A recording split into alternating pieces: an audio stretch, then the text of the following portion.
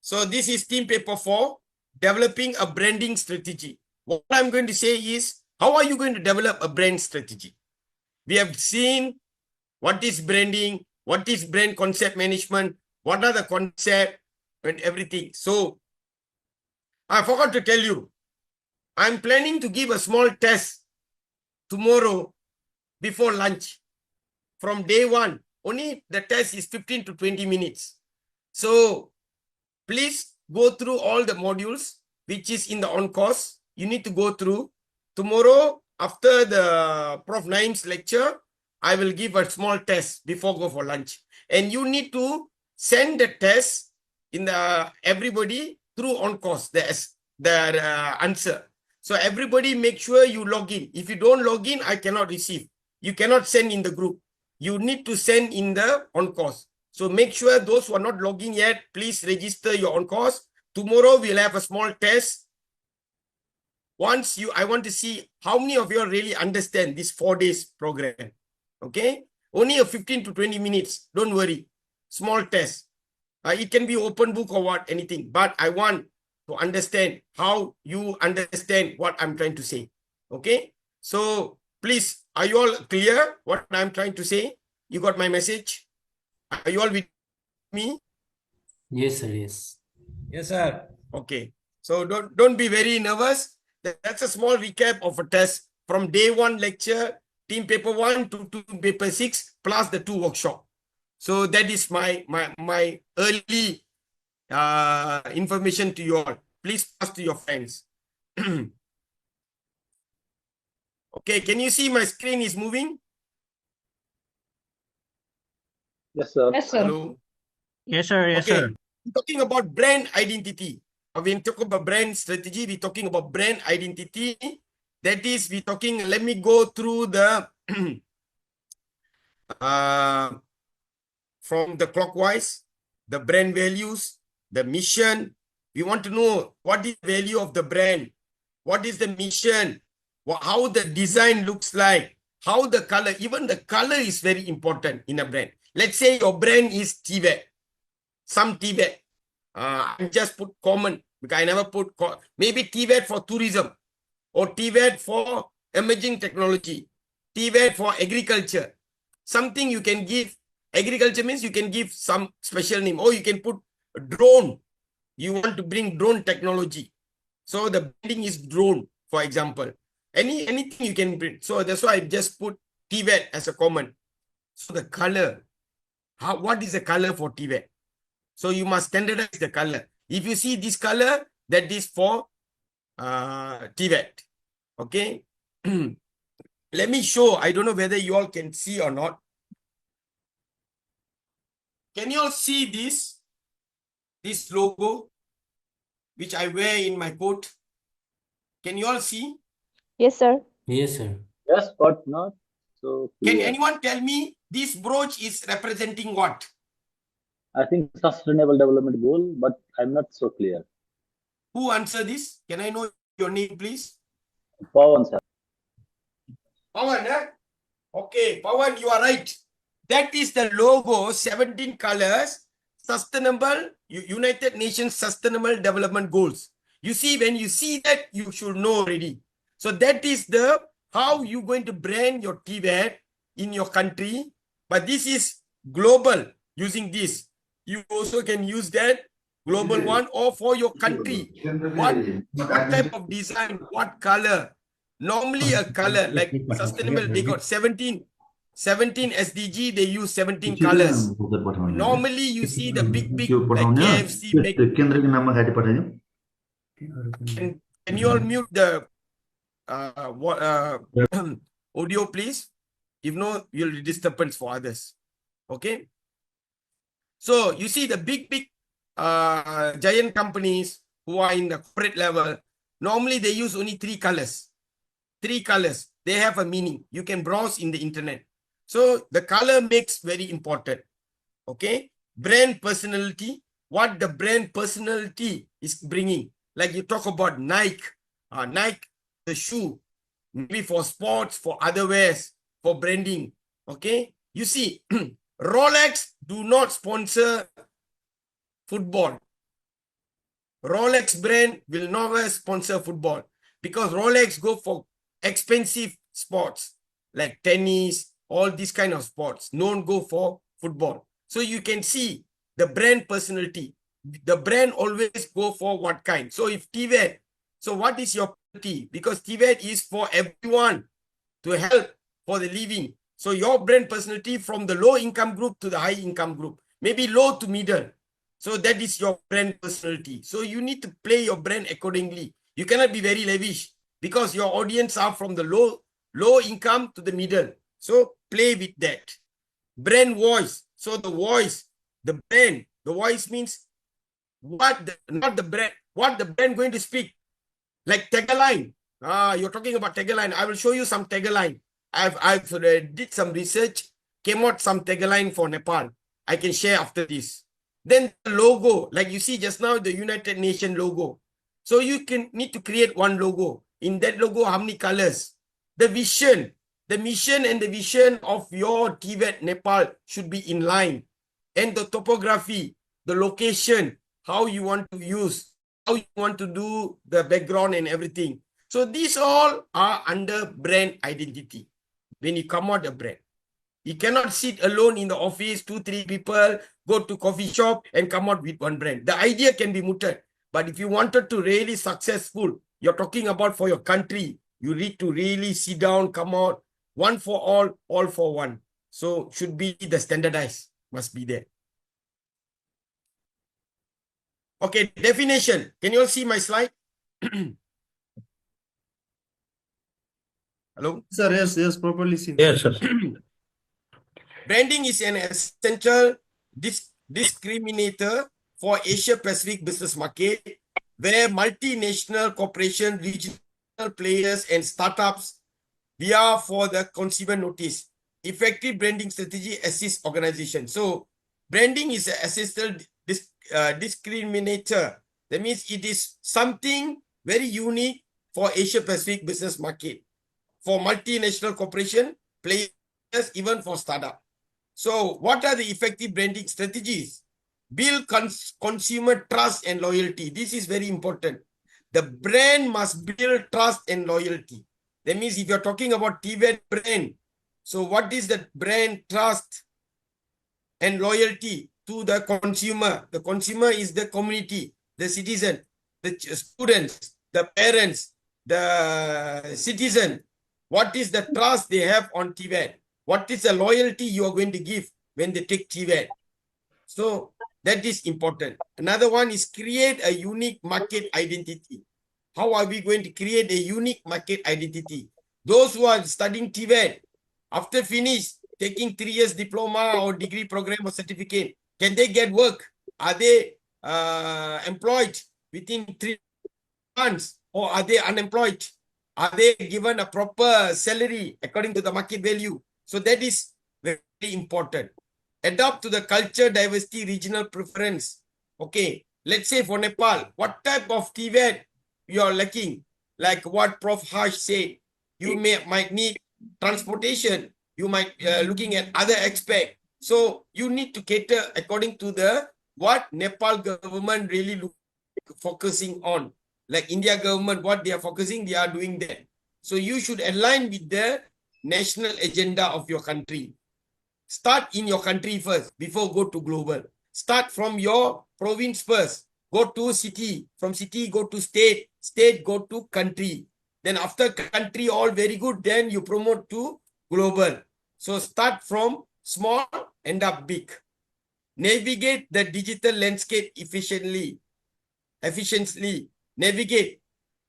Incorporate with the digital environment. You know, digital platform. We are in the digital era. Use TikTok, use what kind, Instagram, use Facebook is already obsolete now. People are going to Insta, TikTok, some promote with other platform. You have a lot of AI platform now. So use that. This is cheap, best. Many people looking, you need to do survey, create an account, start promoting that. That is very important. Drive long-term business growth and sustainability. That means you plan for long-term, not you you do promote after 2-3 years, finish. It should be first phase.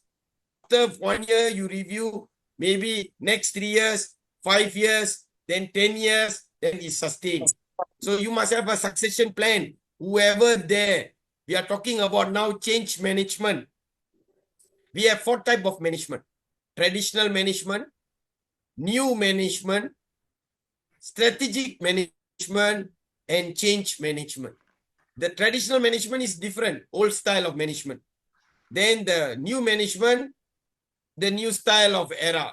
Strategic management is where you have a vision, mission, goals, strategy, objective you want to achieve. That is strategic. When you talk about change management, now we are in a strategic management era. When you talk about change management, when the leaders are changing, when the top people are changing, is the same thing going to happen? How is the continuability will be? How the sustainability will be? How the policy is going to be? So that is where people are looking at it now. Even the top level or any leaders who are under them, people are working. When there is a change, so what is your succession plan? How are you going to adapt? How are you to make sure the brand will be, or any work will be continuously carried out? So this is the challenge. Now people are talking about change management. So the drive long-term business growth and sustainability is very important. If you can see a photograph there, I can some images. You should have a target. You should have an innovation. You should have a strategy like playing a chess game. You should have a marketing. You should have a story to tell people. You should have an advertisement. You should have an awareness. We should have a quality, and we should give a loyalty those who are using our brand. So these are the things you need to look into it. And there's 9 images I've given. These slides already shared in the on course. You can download. So when you talk about loyalty, when you use the brand, what is the return of investment they are getting? What is benefit they will get? So that is what we are talking about, loyalty. Maybe you are my customer for 10 years, TVET are here. So we are giving free discount in the tuition fee. Okay, for this year, this batch, for those who are supporting TVET, we give some incentive, something like that, loyalty, something perks. Or those who are TVET graduate, when go for some medical checkup, you'll get 10% discount. Something like initiative you're given, afford to encourage them. Okay, something the government policy and everything should be sit together, a win-win situation.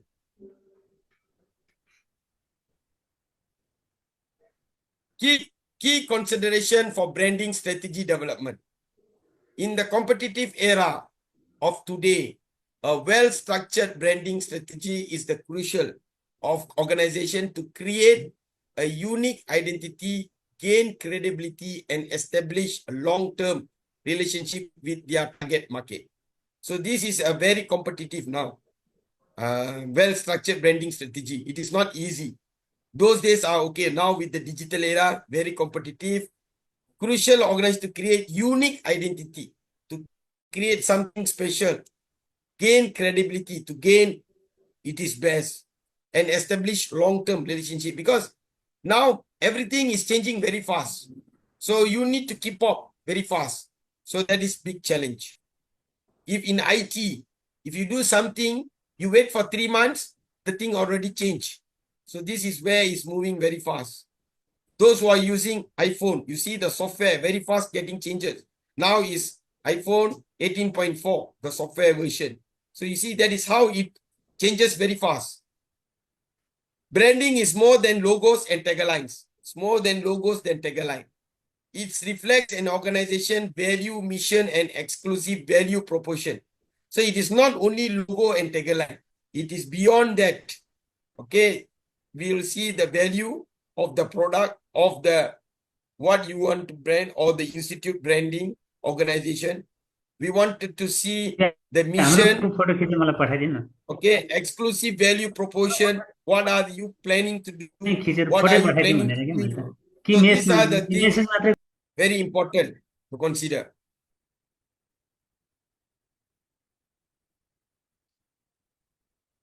Any questions so far? Do you have any questions so far? Any question? No questions, sir. Okay. No Please take some notes, because I'm going to go for the other part, but this is the Sir, what does taglines means? tagline. I'll show you. Tagline means something like, you see, like KFC, finger licking good. Do you know finger licking good means KFC, right? Have you seen the KFC, Kentucky Fried Chicken? Have you heard about KFC? Do you have KFC in Nepal? Yes, sir. Okay. You see, their tagline will be finger licking good. Finger licking good means how tasty it is. So that is the tagline. I will show you after this what is tagline. Something like to support your branding values. Okay. Maybe TVET for skillful Nepal youth. That is the tagline. A small encryption giving some meaning to the logo. Something like that. We have it, skilling Nepal for people's prosperity. Yeah. Skilling Nepal for? People's prosperity. Yeah. You see, that is the tagline. Skilling Nepal for people's prosperity. Like CPSC. Planning Isn't it that prosperity vision? together. If you see the CPSC logo, under the 16 countries, we have put planning prosperity together. That is our tagline. So that is very important. That shows where you are focusing on, where your business, in a very catchy word, you will put it. Okay. Key consideration for branding strategy development. There is 4 keys.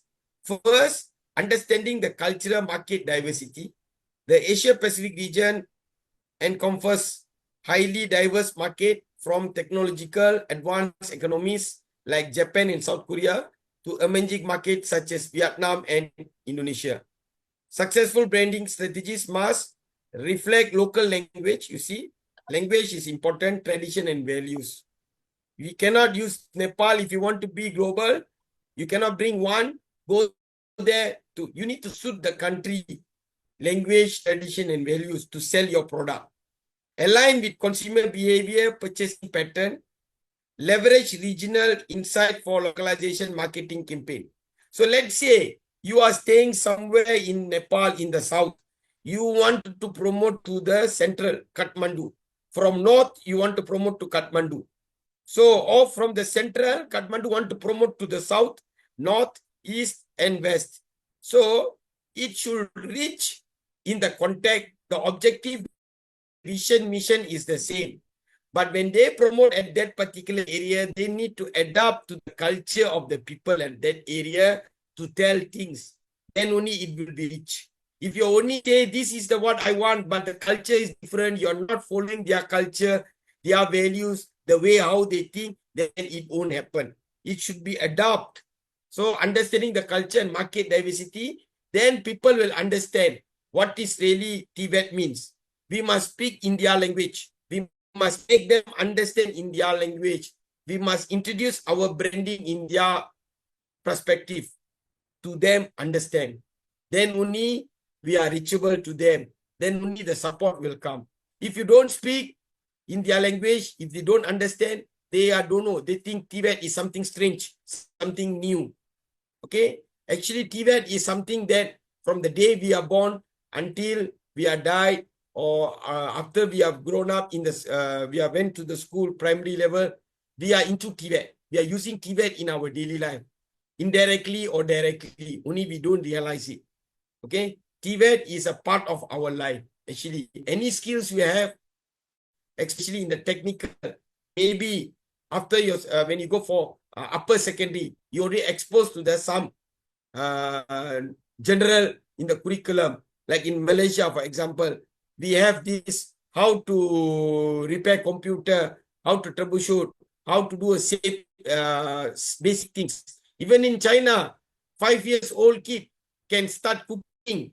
In Japan, they are training all this from kindergarten level. All this, the normal housekeeping, cooking, cutting, all these, some skills they already start giving, make them more disciplined, more everything. So when they grow up, they focus on the core business, but they can take care of themselves. They have all the skills. So this is the challenge. Try to see what is the learning curve introduced by China and Japan. That could be a good model for you all. And in Asia, you can see also in Singapore, what model are they using? So this will be a good benchmark for us to realign our curriculum, our standard. Nepal can also adapt to this. Start from the small, some values, then you can see the growth in the next 10 years. What are the impact going to be? There should be somewhere starting. Okay. Now we are just putting the pressure. Our students don't have the foundation. Suddenly, not only in Nepal, most of the country in Asia, they go to primary, secondary level. We are talking about TVET. Suddenly, after 2 years, we are putting pressure on them to take TVET. They don't have a clear picture where they want to go. No job, no, they become TVET. So we need to create this from the small, bring the awareness, then people will take TVET. It's one of like a basic tools I need for upgrading my skill based on what is my interest. So this should be a part, even though you are doctor, but still you can learn some skill on TVET. It should be second part, second value added course. You can be engineer, you can be anything you want, dentist, accountant, lawyer. You can take one skill, come to TVET, we'll teach you what skill you like. Carpenter, we will teach you. If you wanted to do what? Welding, we will teach you. So that will be like second home, second skill for you, second lifeline in your career. Create that kind of path in Nepal. That will be value added. This is cross my mind, I'm sharing with you. Leveraging digital and social media. Number 2, the Asia Pacific region has been an exponential rise in the digital connectivity with mobile first consumers relying on social media platforms. The e-commerce and influencer marketer, a digital marketing strategy should be utilize popular platform like WeChat. In China, they use platform WeChat. Line in Japan and Thailand, they're using Line. TikTok and Instagram. In Malaysia, we are using WhatsApp. Engage with influence and brand ambassador to build credibility. Invest in Southeast organization, content marketing, and target online advertisement. Okay. Look at the leveraging digital platform. Like in Philippines, they are more to Viber and Messenger. Okay, they are not that much in WhatsApp. They are more to Messenger and Viber. So there is a lot of platform where we can consider leveraging with the social media. Any marketing now, social media plays the important. So the 2K kids, the one who born after 2000, the year 2000, they are now about 25 years old. These are the people now, the great player. So we need to have social media promotion. So if you are not in the social media, you will be losing a lot. By hook or crook, we should be connected to the social media.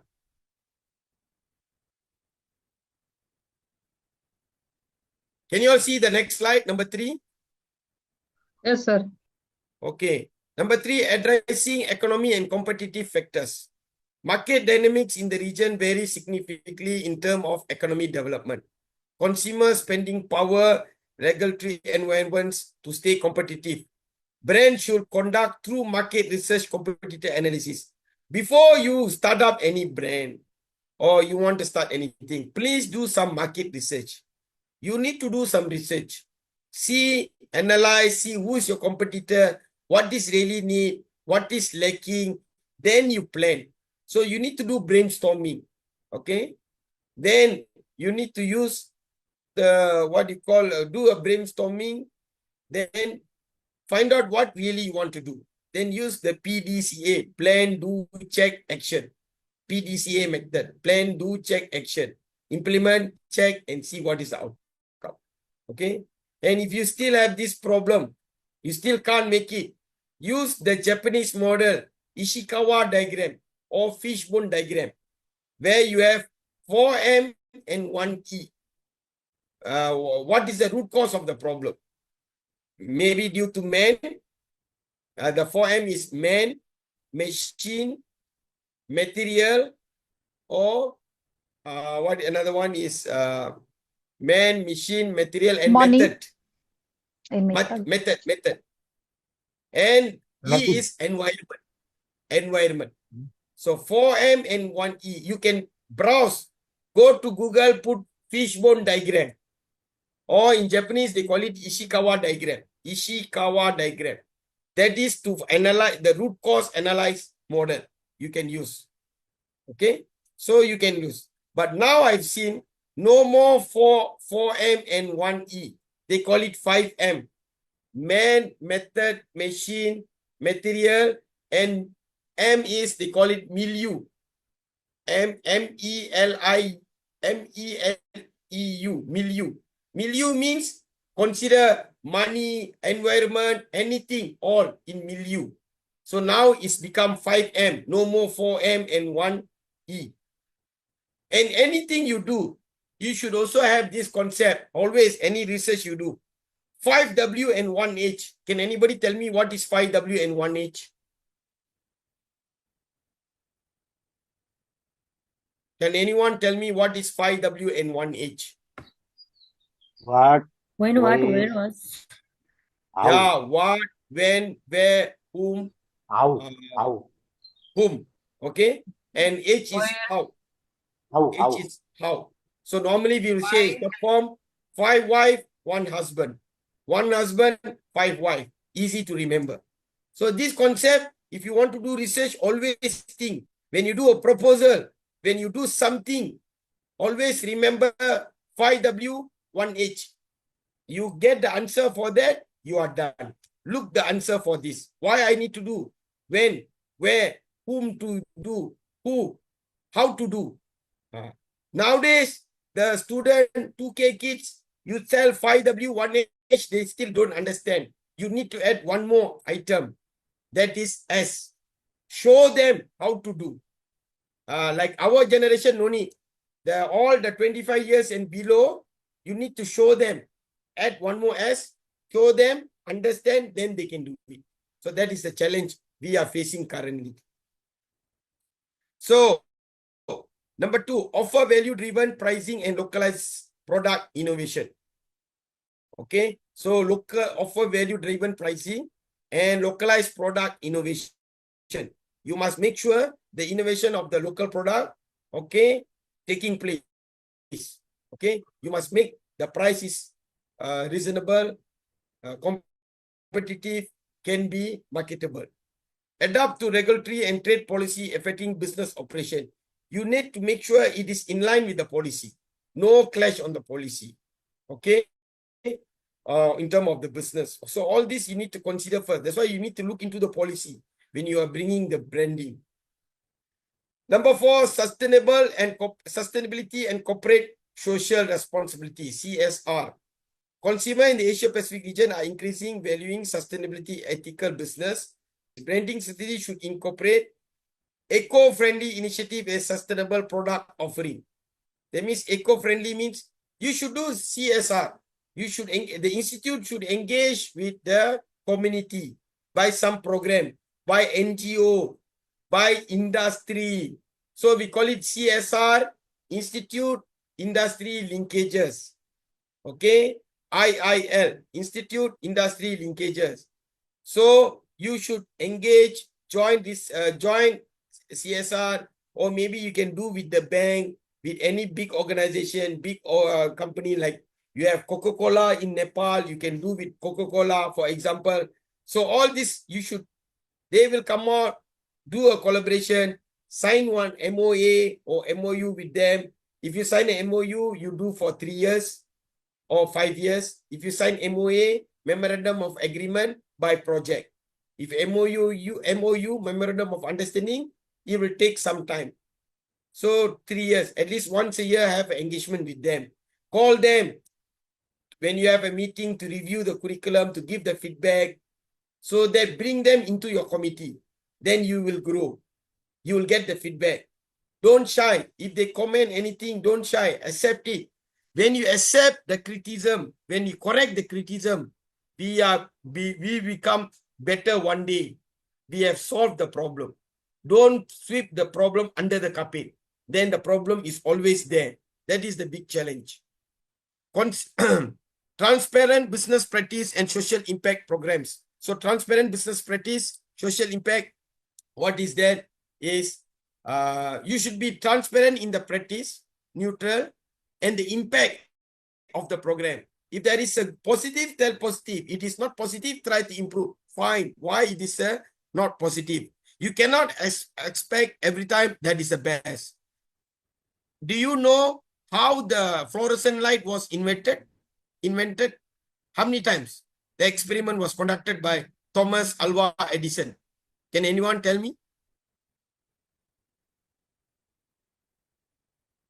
Hello? Anybody home? Hello? Can anyone tell me our lights we are using, the pentafloor light, the fluorescent light? Thomas Alva Edison did some experiment. After how many experiment, then only he managed to come out with this light. Can anyone tell me? It is said 100, 1,000, Huh? 100 hola. Okay. 99 was failure and the last one is success. We have heard that. He Exactly. did 999 times. 999. Then only on the 1000 experiment, the light was okay. Today we got light after 1999 times he tried. In the 1000th attempt, he managed to give us light. You see, so he never give up. So we must also, when there is a failure in our branding, we never give up. We need to improve until we achieve. Don't give up. But when you are very not motivated, you give up, that shows you are very weak. You are not consistent. You are not in line. Your heart and soul are not in the branding. You are only doing for the sake of the top management asked me to do. I do, end of the month, I got money, salary. If that is the case, nothing will happen. TVET, your heart and soul must be in TVET. Then the TVET will grow. If your heart and soul are not in the TVET, TVET won't grow. It will be there. Anyone also come will be there, nothing. Next 10 years, you will be in the same circle, in the same square one. Take my word. Everyone must put heart and soul in the TVET if you want the TVET to really grow. Whatever means what you want. If no, nothing will happen. The same thing I'm telling, you need 4R navigation. Right people, right place, right timing with right skill. Right people, right place, right timing with right skill for TVET. If you never put right people, right time, right place with the right skill, TVET will collapse. Most of the country, this is what happening. That is the challenge we have. Why TVET is not taking off. The country which is very success, you see, their way of doing things are different, totally different than us. No bureaucracy that much. They have more free hand. They will achieve what they want to achieve. So this is where you need to do benchmarking, improve it, try what we can do it in a team. Definitely we can success. So I like to share this as an additional input for you all. So ethical sourcing and fair trade policies. So fair trade policies, ethical sourcing, cooperation is very important if you want to bring the branding to the next level.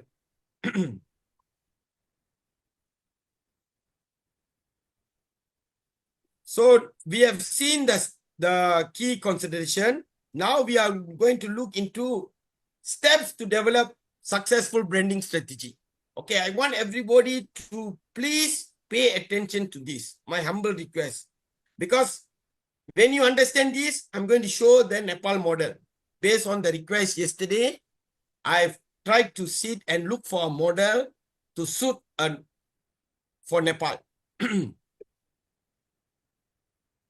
Effective branding is crucial for any organization that seeks to create a strong identity, gain trust, and establish enduring relationship is a target market. For business, school, or national program, branding is more than the logo or tagline. It represents the value, mission, and promise that an organization provides. So effective branding is very crucial. Okay, because you want to create a strong identity, gain trust, and establish. So these are the three keywords: identity, gain trust, and establish. Okay, in the market, beside the logo and tagline. Okay, because this logo and tagline represents value, mission, and promise. What are you going to give? So that is very effective. When you talk something, you're not doing that, people don't trust. You don't walk the talk. And effective branding safety effectively differentiates an organization from the competition, improves credibility, and builds customer or stakeholder loyalty. So an effective branding strategy, it different from the competition, improve credibility, and builds customer stakeholder loyalty.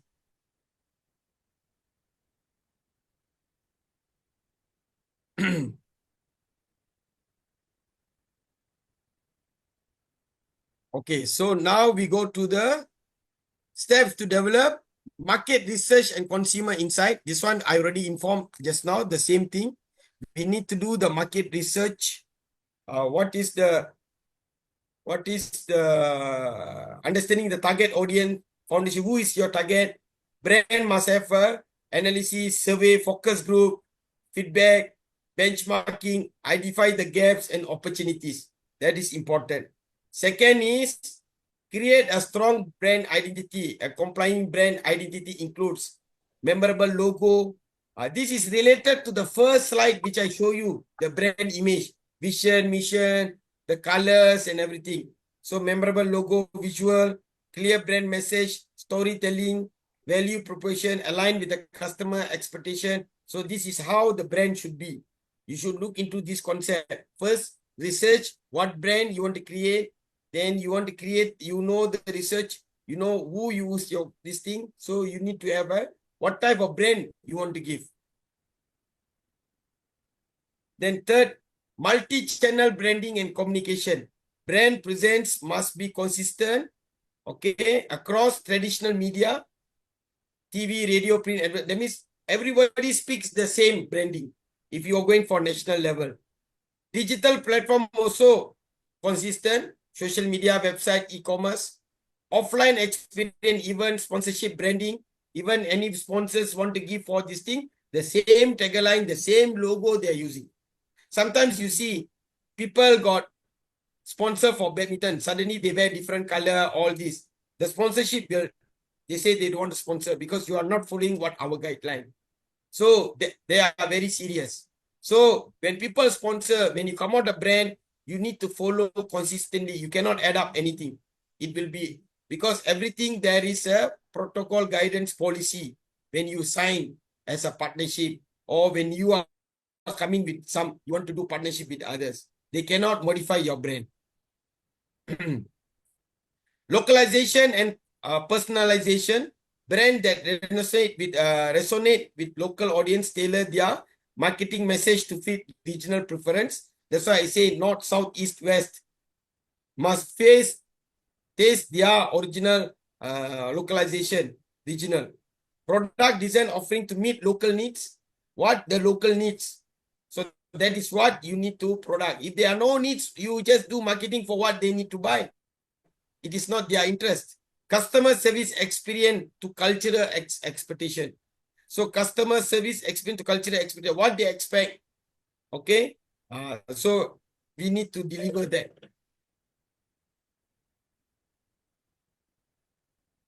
Excuse me. Hello. I'm having a discussion online. Sorry. Okay. Can everyone see my slide? The table? Yes, sir. Yes, sir. Okay, this is the one I'm going to show for Nepal. This is the table which I created. Example, how we can develop a successful strategy by step. The component I'm putting here, the component which I'm putting here is the brand identity, target audience, messaging, and positioning. Let's see the first Right. I have component, key element, implementation strategy, expected outcome. So brand identity, let's say vision, empowering Nepal workforce for future technology.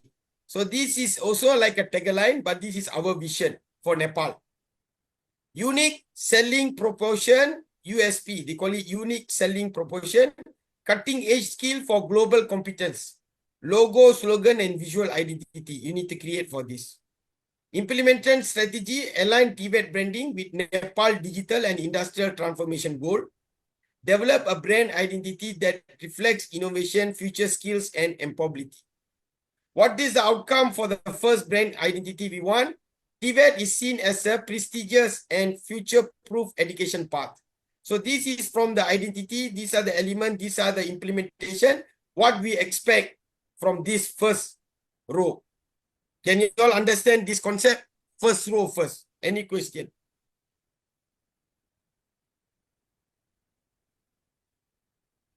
Any question? You have a component, what element you need for the component, how you're going to implement, and what you're going to expect outcome of that particular, only for the branding image. Any question? Is it clear? Is it clear? Excuse me, sir. Is it clear? You understand? Sir, Yes. this unique selling proportion means? Unique selling proposition means what is the unique of that particular brand identity? What is so special? Like you cutting the edge skill for global competition. So what cutting skill? So you must have something, you're talking unique, cutting the edge skill for global competition. That means something special. Maybe in your polytechnic, in your institute, you have too many courses, but something very special. You have the equipment, you are the only best to produce that. So that is unique. That is your USP. Okay, sir, got it. Okay. Then the second is target audience. Target audience, high school graduates and job seekers, employers, tech industries, startup, SME, small manufacturing enterprise, policy makers, government, international funding agency like ADB, World Bank, UNESCO, GIZ. So this is the key element, our audience. This is our target people. Implementation, conduct targeted outreach in urban and rural area. Outreach means you do like a corporate service program, outreach youth program to connect people, to create awareness. Position TVET as a strategy priority for national development. Put TVET is the for the national purpose. Engage international donor and investor in a workforce development. We must make sure donors coming in. We cannot do. This is the ministry level must do. CTVT with the Ministry of Education must bring the donors, not we look for donors. Because we can look for donors, the normal, the local, but international, these people must bring, create the path, then they will invest. So this is, everybody should be committed when you talk about national. When you talk about your institute small, you can do it on your own. But if you talk for national, will be bigger. So the choice is what? The mechanism is the same. But the audience and the implementation stage could be different based on the situation. Then the expected outcome is higher enrollment, more industry collaboration, and increased funding support. Why I say increased funding support? Because we are bringing donors. Collaboration, we are engaging industry. Enrollment, we are getting all these people, they understand. So people, the demand is there. So that is another way of developing branding using target audience. Third is messaging and positioning. TVET, your gateway to high-tech careers, tagline. Hands-on learning or real world job. Invest in skills, secure your future. Some tagline, messaging. Use success story of graduate in tech careers. Sometimes people have studied your alumni. You can put it there. Where are they now? After they study, they are here. They are getting how much salary to promote. Emphasis industry demand and global opportunities. showcase government and international support in messaging. So expected output, TVET recognized as a reliable pathway to high-paying jobs. So these are the things you need to do in your branding. You need to component all these and element, implementation stage, and expected output. So you can do it, you can promote in a various different way. Not to say everything promote one time.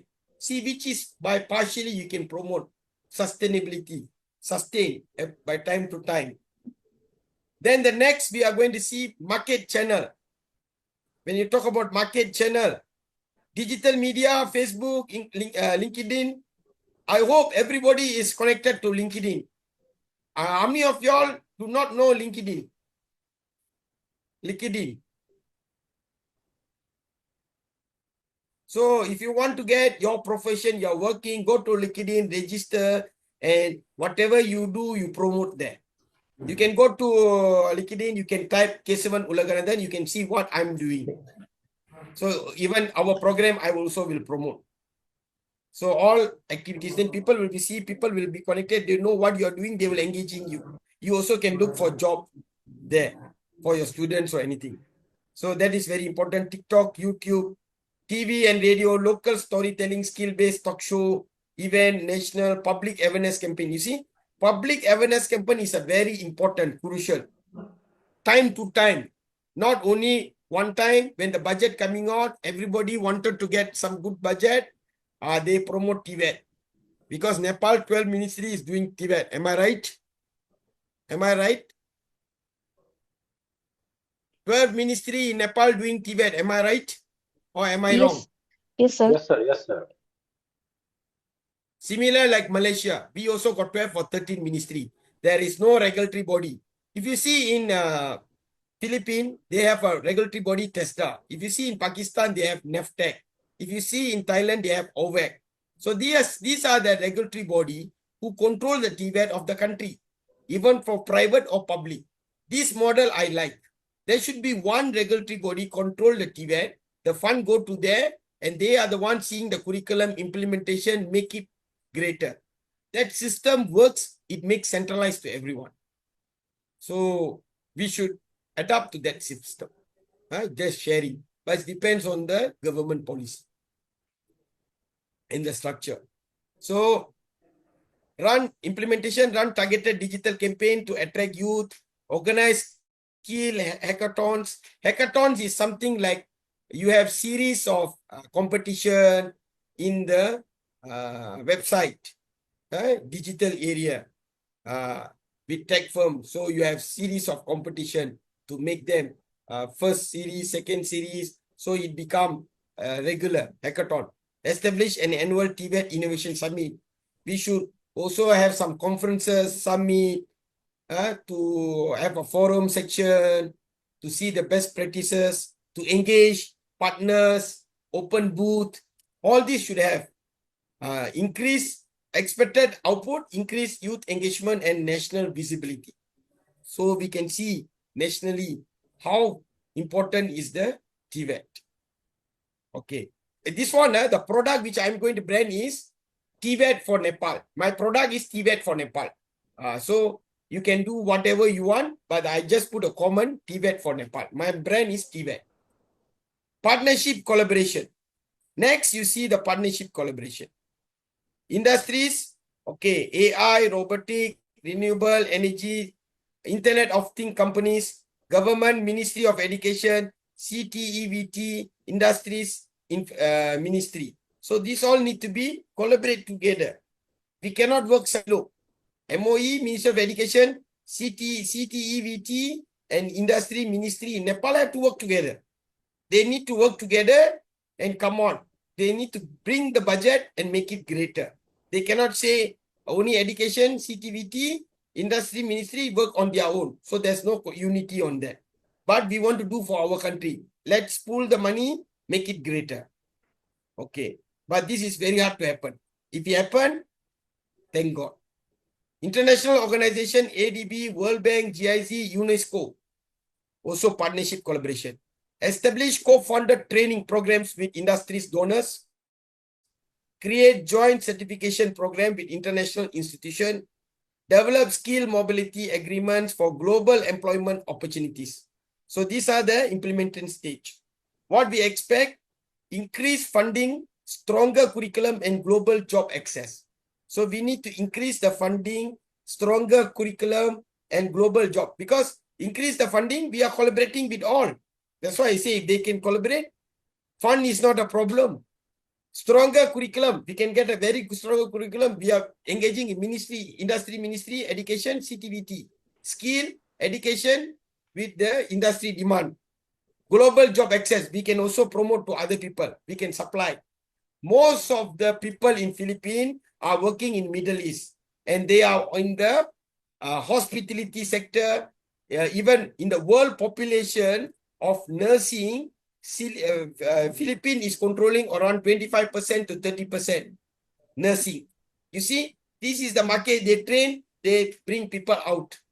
So most of our Nepalese youth are working outside, but they don't have a proper skill.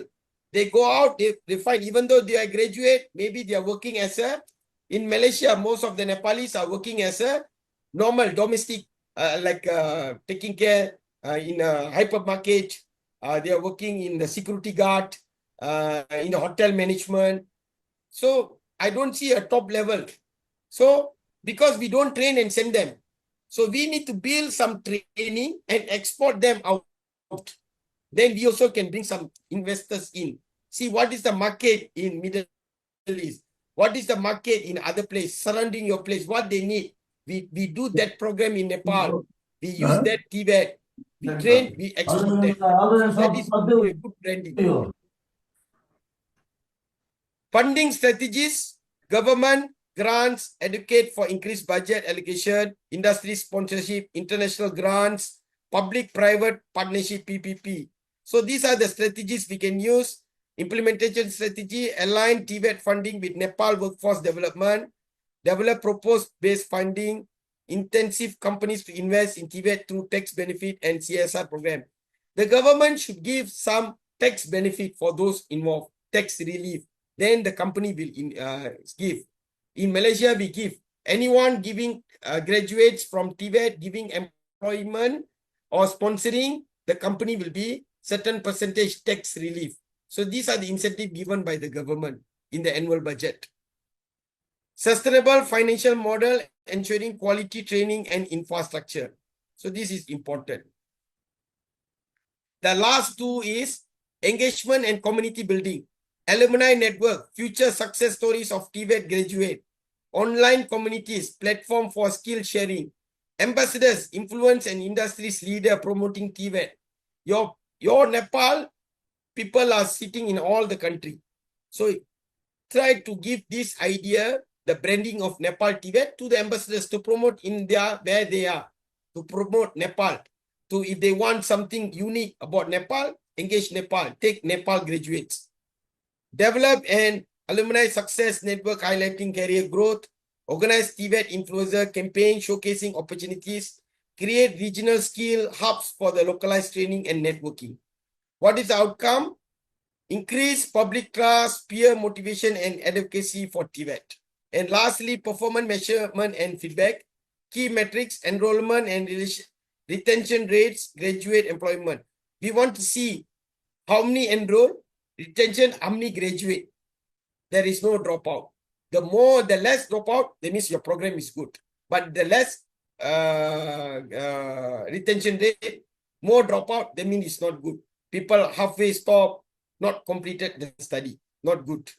Graduate employment, after graduate, how far they get a job, how fast, employer satisfaction, what is the feedback from the employer after they finish the program, they are working, how's their performance, are they knowledgeable, are they transfer knowledge, are they skillful? We need to get all this feedback by survey or having a town hall section with all the industry players who are taking our student as a worker, employee, or as an intern. Also, we can get this feedback. Impact measurement, economic contributes of TVET graduate. Okay, there is also, because of this, is also contributing to the national socio-economy from the TVET. They are bringing back the money, paying the tax and everything. Feedback loop survey. This is what I already stated just now. Conduct yearly impact assessment to track branding success. We need to do survey yearly. Use real-time data analysis to refine strategy. Use the real data. Expected output, continuous improvement, and long-term brand sustainability. This will give you long-term. If there is any slack, you will try to do action plan to make it better and stay in the business.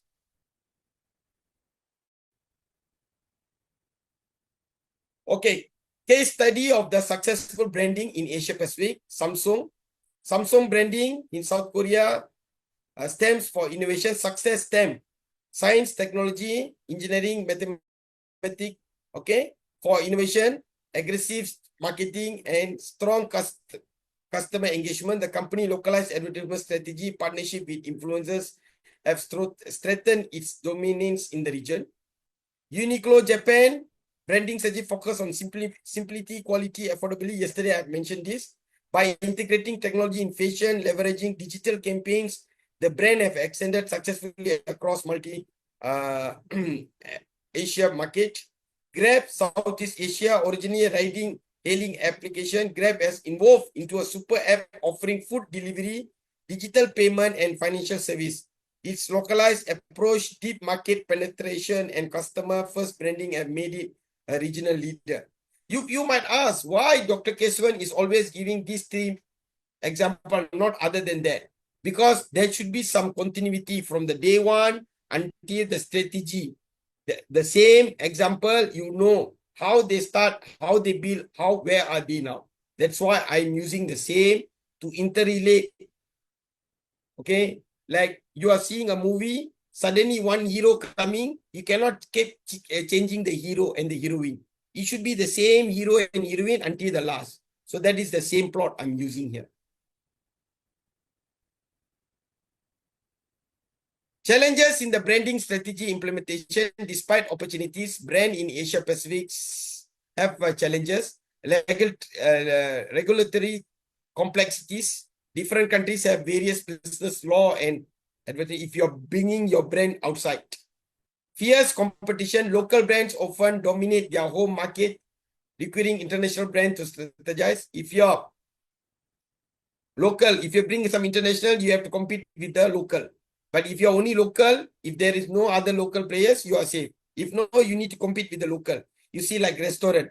People are opening restaurant, this and that, or maybe Momo. People are having different kind of Momo restaurant. They compete each other. Like the malls, all the business. So it is something like that, the branding. Okay, changing consumer behavior, digital disruption, shifting trends, demand, agility, and innovation. So the behavior, that is the important. Previous, the X generation, the baby boomers, X, Y generation, millennium generation, 2K generation, alpha generation is different. So we must know how to play, who is our customer, what generation are they, how to tackle them. We should know the art. Conclusion. Building a branding strategy for Asia Pacific region involves intimate knowledge of culture, digital, economic forces. Brand that focus on localization, innovation, sustainability, and customer connection will establish strong brand equity and long-term prosperity. As a digital transformation continues to redefine consumer experience, companies must stay nimble and forward-thinking in their brand strategies to succeed in their competitive and diverse market. So building a brand is we need a very good knowledge, cultural, digital, brand focus on localization, innovation, and sustainability customer. Digital is the most refined, need to be trustable and sustainable. And this is the last key enhancement for Nepal. Stronger funding focus, added specific strategy for government, industry, and international funding. Global exploration needed for Nepal. Emphasis international partnership for certification, funding, and skill mobility. You need to have skill mobility. You need to have certification. Who can certify your people are skilled. Third-party certification. Even like accreditation, Our Director General promote APAC, Asia Pacific Accreditation Certification Commission. That is to say that your institution have a quality when you got APAC. That is also certification. You also can use for as a tool of promotion. Sustainable industry engagement, integrate PPP models and public partnership, public-private partnership, PPP, and industry sponsorship training for job-ready graduates. So there's a lot of things we can do. Okay, these are my references. Any questions? Thank you.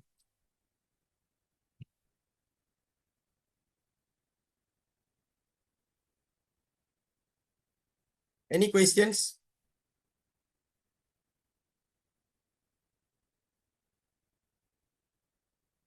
Hello? No questions from my side, sir. Is it you all can understand what I'm trying to say? Yes, sir. Yes, sir. Yes, sir. Yes, sir. I wanted to show something. Let me see whether it can be shown or not.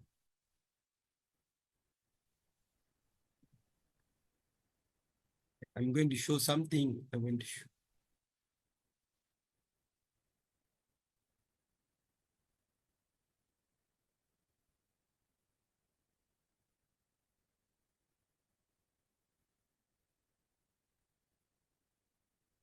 Can you all see? Can you all see my slide? Yes, Yes, sir. sir. Yes, yes. We see. Okay, these are the general TVET branding taglines. Okay, skill for today, success for tomorrow. For you can use for any of your TVET branding. Empowering Nepal through skills and innovation. Learn, earn, and lead. TVET, the pathway to a brighter future. Skills that build nation. Okay, this is future ready emerging technology focused taglines. Future skill for Nepal workforce. Tech driven skills for thriving Nepal. Upskilling Nepal for digital age. Innovation, skill and succeed. Building skills and technology for better Nepal. Then you can also use industry and employment focused taglines.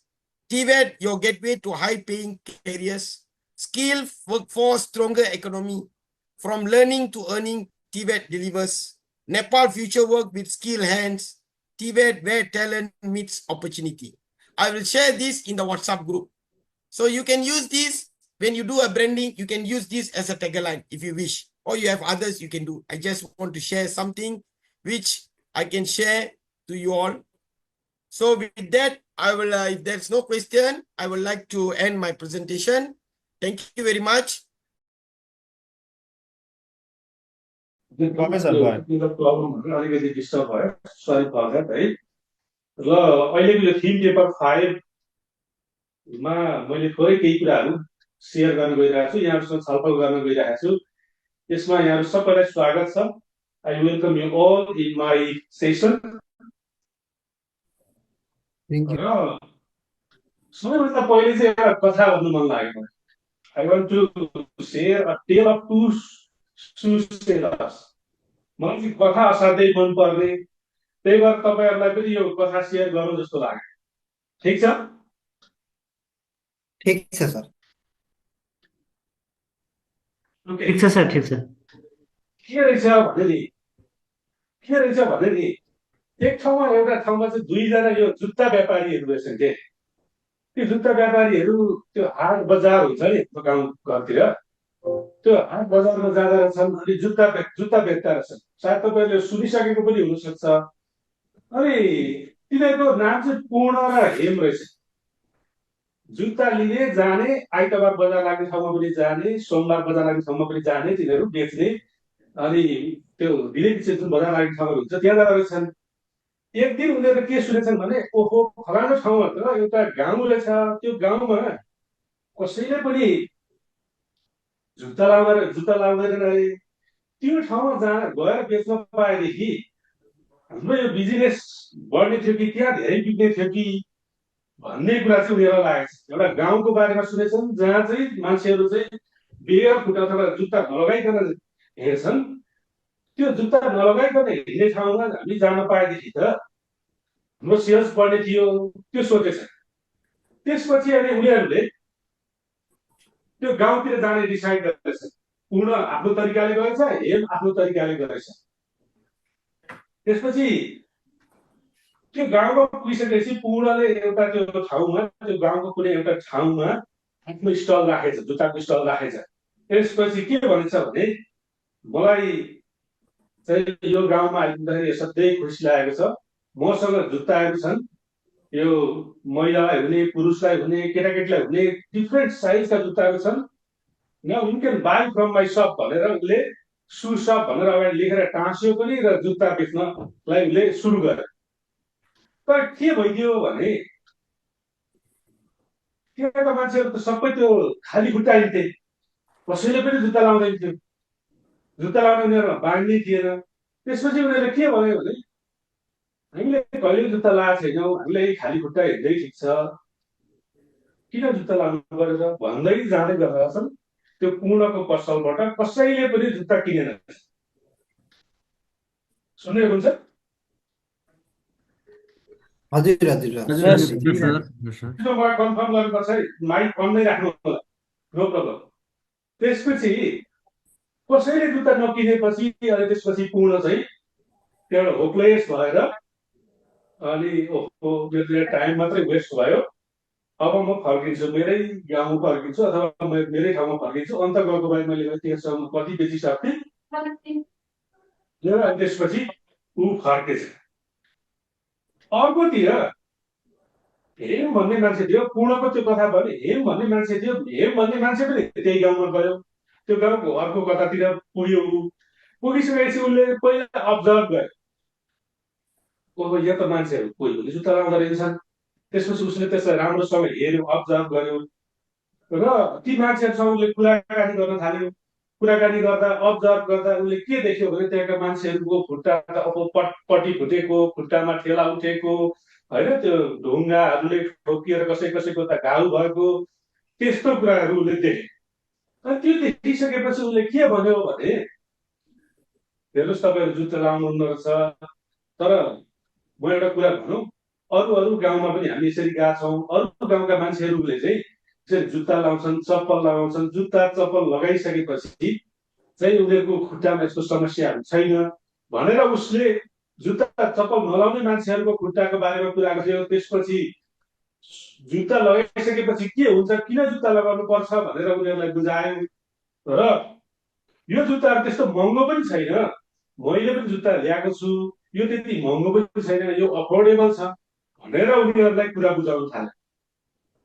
त्यसपछि के भन्यो भने यी लगाएर हेर्नुहोस् त, तपाईँले अहिले किनिहाल्नुपर्छ भन्ने पनि छैन, यसो लगाएर हेर्नुहोस् होइन, कम्फर्टेबल हुन्छ कि कस्तो हुन्छ, अलिकति हिँड्नुहोस्, लगाउनुहोस्, हेर्नुहोस् भनेर उसले फ्री ट्रायल्सहरू पनि दियो। त्यसपछि मान्छेहरूले ओहो सित्तैमा पाउने भयो त यसो लगाइ हेरौँ न त भनेर त्यसपछि उनीहरू त्यो जुत्ता लगाउन सुरु गरेछ। र जुत्ता लगाउन सुरु गरिसकेपछि ओहो यो त ठिकै हुने रहेछ त, खासै महँगो पनि होइन रहेछ, यो जुत्ता किन्दाखेरि हाम्रो घर खेतै जाने त होइन रहेछ भन्ने कुरा उनीहरूलाई परेछ। र बिस्तारै एउटाले किनेछ, अर्कोले किनेछ, जुत्ता लगाएर हिँड्न थालेछ। त्यसपछि अनि ओहो यो लगाएछ त कम्फर्टेबल हुने रहेछ भनेर त्यो कुरा चाहिँ अब त्यो गाउँभरि त्यो मेसेज फैलियो। र त्यो हेम भाटामा चाहिँ मान्छेहरूको फेरि ऐरो लाग्यो, भिलेजर्सहरूको ऐरो लाग्यो र उसले सबै भिलेजरहरूलाई जुत्ता बेच्यो र उसले त्यो भिलेजमा गएर चाहिँ आफ्नो एउटा जुत्ता पसल पनि खोल्यो र त्यहाँ उसले रेगुलर रूपमा जुत्ता सप्लाई गर्न थाल्यो। यो मार्केटिङको फिल्डमा एउटा धेरै प्रयोग हुने अथवा धेरै सुनाइने एउटा कथा रहेछ। यो तपाईँहरूले गुगलतिर खोज्दा पनि पाउनुहुन्छ। र यो कथा चाहिँ म असाध्यै चित्त बुझ्दो लाग्यो। अब यहाँ हेर्नुहोस् है, अब पूर्णले किन जुत्ता बेच्न सकेन भन्नुहोस् त, के होला? उसले फ्री ट्रायल पहिला दिन सकेन सर, खालि बेच्नेमा मात्रै फोकस भयो। अनि यो टार्गेटेड ब्रान्डिङ ग्रुपको गर्न सकेन। उसले चाहिँ प्राइमरीली त्यो टार्गेटेड ग्रुपको पर्सेप्सन के हो त्यो पट्टिबाट उसले सोचेन। उसले आफूले सेल गर्नेतिर मात्रै सोच्यो, मार्केटिङ स्ट्राटेजीलाई राम्रोसँग फलोअप गर्न सकेन उसले। प्रोडक्टलाई बुझाउन सकेन। उनीहरूले के गर्यो, गयो मेरो जुत्ता पसल हो भनेर जुत्ताको पसल, मेरो जुत्ता पसल यहाँ छ भनेर त्यहाँनिर बोर्ड पनि राख्यो। तर उसको ध्यान केमा गयो भन्दा बेच्नेमा मात्रै गयो। जसरी त मैले बेच्नुपर्छ, सेल गर्नुपर्छ, त्यहाँ लगाएर तिनीहरूले जुत्ता नपाएर तिनीहरूले जुत्ता नलागा हुन् भन्ने उनले सोच्यो, तर वास्तवमा त्यस्तो थिएन। जुत्ता नपाएर नलागेको होइन रहेछ नि त। उसले सेलमा फोकस भयो, सेलमा मात्रै फोकस हुँदाखेरि के भयो, जुत्ता किन्ने मान्छे आयो, राइट? अब हेऱ्यो किन सफल भएको जुत्ता बेच्नु, ल भन्नुहोस् त? उसले जुत्ता लाउँदाको फाइदा पहिला बुझायो नि। सेन्टिमेन्ट क्याच गर्यो उसले। त्यसपछि फ्री ट्रायललाई दिइसक्यो सर। उसले फ्री ट्रायललाई दिएपछि उनीहरू कम्फर्टेबल भएपछि किन्न आकर्षित भयो। यो सिङ्गल जुत्ता वर्डमा लाउँदा भन्नुपर्दा घाउ हुने र्युमर पनि हटायो। सिङ्गल वर्डमा भन्नुपर्दाखेरि सर टार्गेटेड किन उसले पहिला के गर्यो भने किन मान्छेहरूले जुत्ता लगाएका छैनन् भन्ने कुरा उसले बुझ्यो, प्रब्लम सर्ट आउट। त्यो कुरा एनालाइसिस गर्यो। त्यसपछि यो कुरालाई कसरी चिर्न सकिन्छ भनेर उसले किन जुत्ता लगाउनुपर्छ वाइमा गयो, किन जुत्ता लगाउनु पर्छ भन्ने कुरामा गयो। त्यसपछि त्यो गइसकेपछि के भयो, उनीहरू किन जुत्ता लगाएका छैनन् भन्ने कुरा बुझिसकेपछि अनि किन लाउनुपर्छ भन्ने कुरामा उसले कन्भिन्स गर्यो, र त्यो कन्भिन्स गरेर डराइराखेका मान्छेहरूलाई उसले फ्री ट्रायल दियो। त्यस कारणले गर्दाखेरि ऊ जुत्ता लगाउन सफल भयो। अब यसमा हामीले के शिक्षा लिने त, यो कथाबाट, यो छोटो कथाबाट हामीले के शिक्षा लिन्छौँ भन्नु त?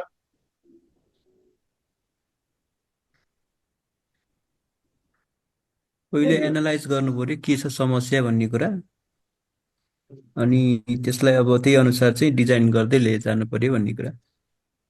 उनीहरू सिचुएसन बुझ्नु पर्यो, त्यहाँको सिचुएसन के छ बुझ्नु पर्यो।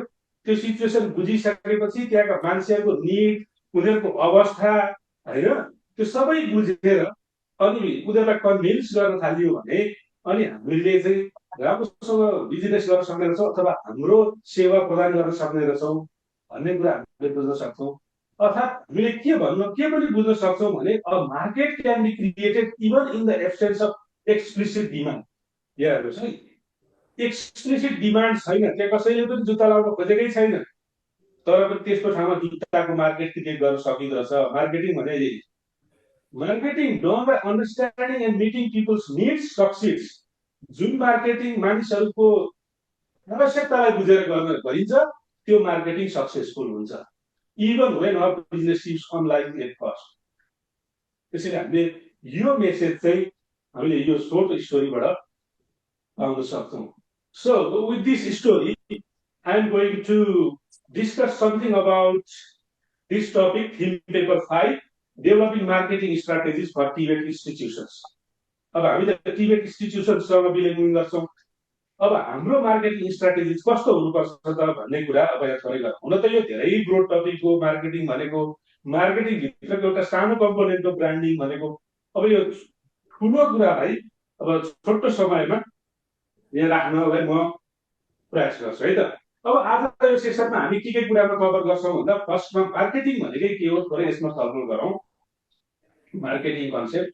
त्यसपछि निड फर मार्केटिङ टिबेट इन्स्टिट्युसन्स, यो टिबेट इन्स्टिट्युसन्सको मार्केटिङ गर्नुको आवश्यकता किन पर्यो, हामीलाई किन मार्केटिङ गर्न आवश्यकता पर्यो भन्ने कुरामा थोरै चर्चा गरौँ। त्यसपछि यो स्ट्राटेजी भने के हो, यो हजुरहरूले योभन्दा अगाडि पनि छलफल गरिसक्नु भएको मैले पाएँ।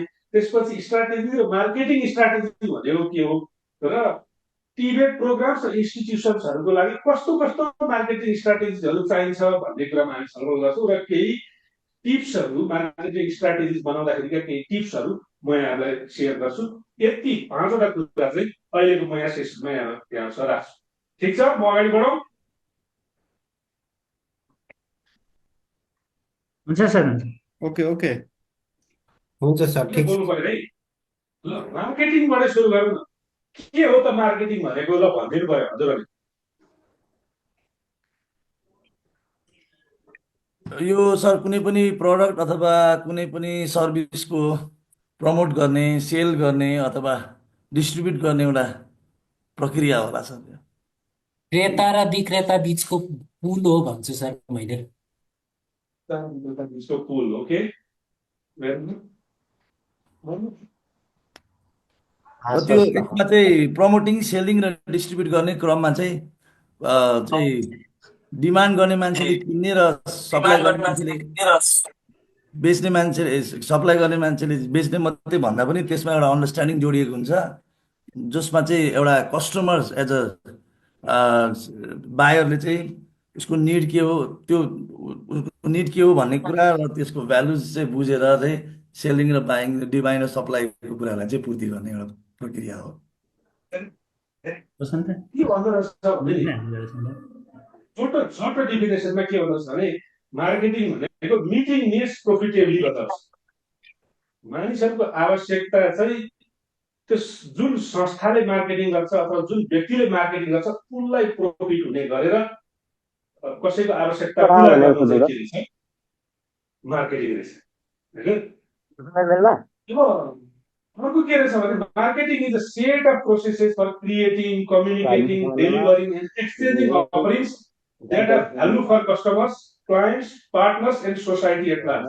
यो चाहिँ अमेरिकन मार्केटिङ एसोसिएसनले भनेको कुरा है। अनि मार्केटिङमा धेरै कुराहरू हुँदै रहेछन् जसमा चाहिँ क्रिएट गर्ने है के गर्ने भनेर चाहिँ आइडिया क्रिएट गर्ने त्यो अनुसारको मेसेजहरू क्रिएट गर्ने त्यसपछि यस्तो आइडिया हो यस्तो प्रोग्राम हो भनेर त्यसलाई कम्युनिकेट गर्ने त्यो सर्भिसलाई डेलिभर गर्ने र त्यो सर्भिस प्रोभाइड गरे बापत सेवाग्राहीहरूबाट पैसा पनि लिने एक्सचेन्जिङ अफरिङ्स आफूले सेवा दिने उनीहरूबाट पैसा पनि लिने यो कुरा हो मार्केटिङ भनेको। र यो चाहिँ कस्टमर्स क्लाइन्ट्स पार्टनर सोसाइटीलाई हित हुने गरेर गरिन्छ त्यस्तो कामलाई यस्तो ओभरअल कामलाई मार्केटिङ भन्छ भन्दो रहेछ। र अब टिबेटको सन्दर्भमा हामीले जोड्नु पर्दाखेरि टिबेटको सन्दर्भमा के हो त मार्केटिङ भनेको भन्दा it is the active engagement in understanding the needs of industry as well as learners and responding to those needs. हामीले कसको निड्सलाई सेटिस्फाई गर्नुपर्छ भन्नुहोस् त? दुईटा क्याटेगोरी कस्टमरको टिबेट इन्स्टिट्युसन्सहरूले दुईटा क्याटेगोरीको निड्सलाई सेटिस्फाई गर्नुपर्छ। एउटा मेन भने लर्नर हाम्रा कस्टमर हुन्। अर्को इन्डस्ट्रीको निड्स अनुसार हामीले पढाउनु पर्यो र लर्नरलाई पनि सँगै राखेर उसको पनि निड्सलाई सेटिस्फाई गर्नु पर्यो। यो दुईटालाई ब्यालेन्स गरेर गर्नु पर्यो। त्यस्तो खालको मार्केटिङ चाहिँ के हो? Tibet फिल्डको marketing. सो अब यो मार्केटिङ के हो कस्तो हो त भन्ने कुरालाई थोरै बुझ्नको लागि म एउटा फिगर देखाउँदैछु है। मार्केटिङ कन्सेप्ट्स अथवा मार्केटिङ ओरिएन्टेसन्स अहिलेसम्म आइपुग्दाखेरि यो 6वटा ओरिएन्टेसन रहेछ। 6 ओरिएन्टेसन्स आर दिएर है। पहिले के भनिँदो रहेछ भने यो प्रोडक्सन ओरिएन्टेसनमा आधारित भएर मार्केटिङ गरिँदो रहेछ। अर्थात् सेवाहरू जति सक्दो धेरै ठाउँमा विस्तार गर्ने अथवा प्रोडक्ट्सहरू जति सक्दो धेरै ठाउँमा विस्तार गर्ने मास प्रोड्युस गर्ने सकेसम्म सस्तो बनाउने र यसको एउटा प्रिन्सिपल के रहेछ भने supply will create its own demand. यसलाई चाहिँ सेल्स ल भन्दो रहेछ।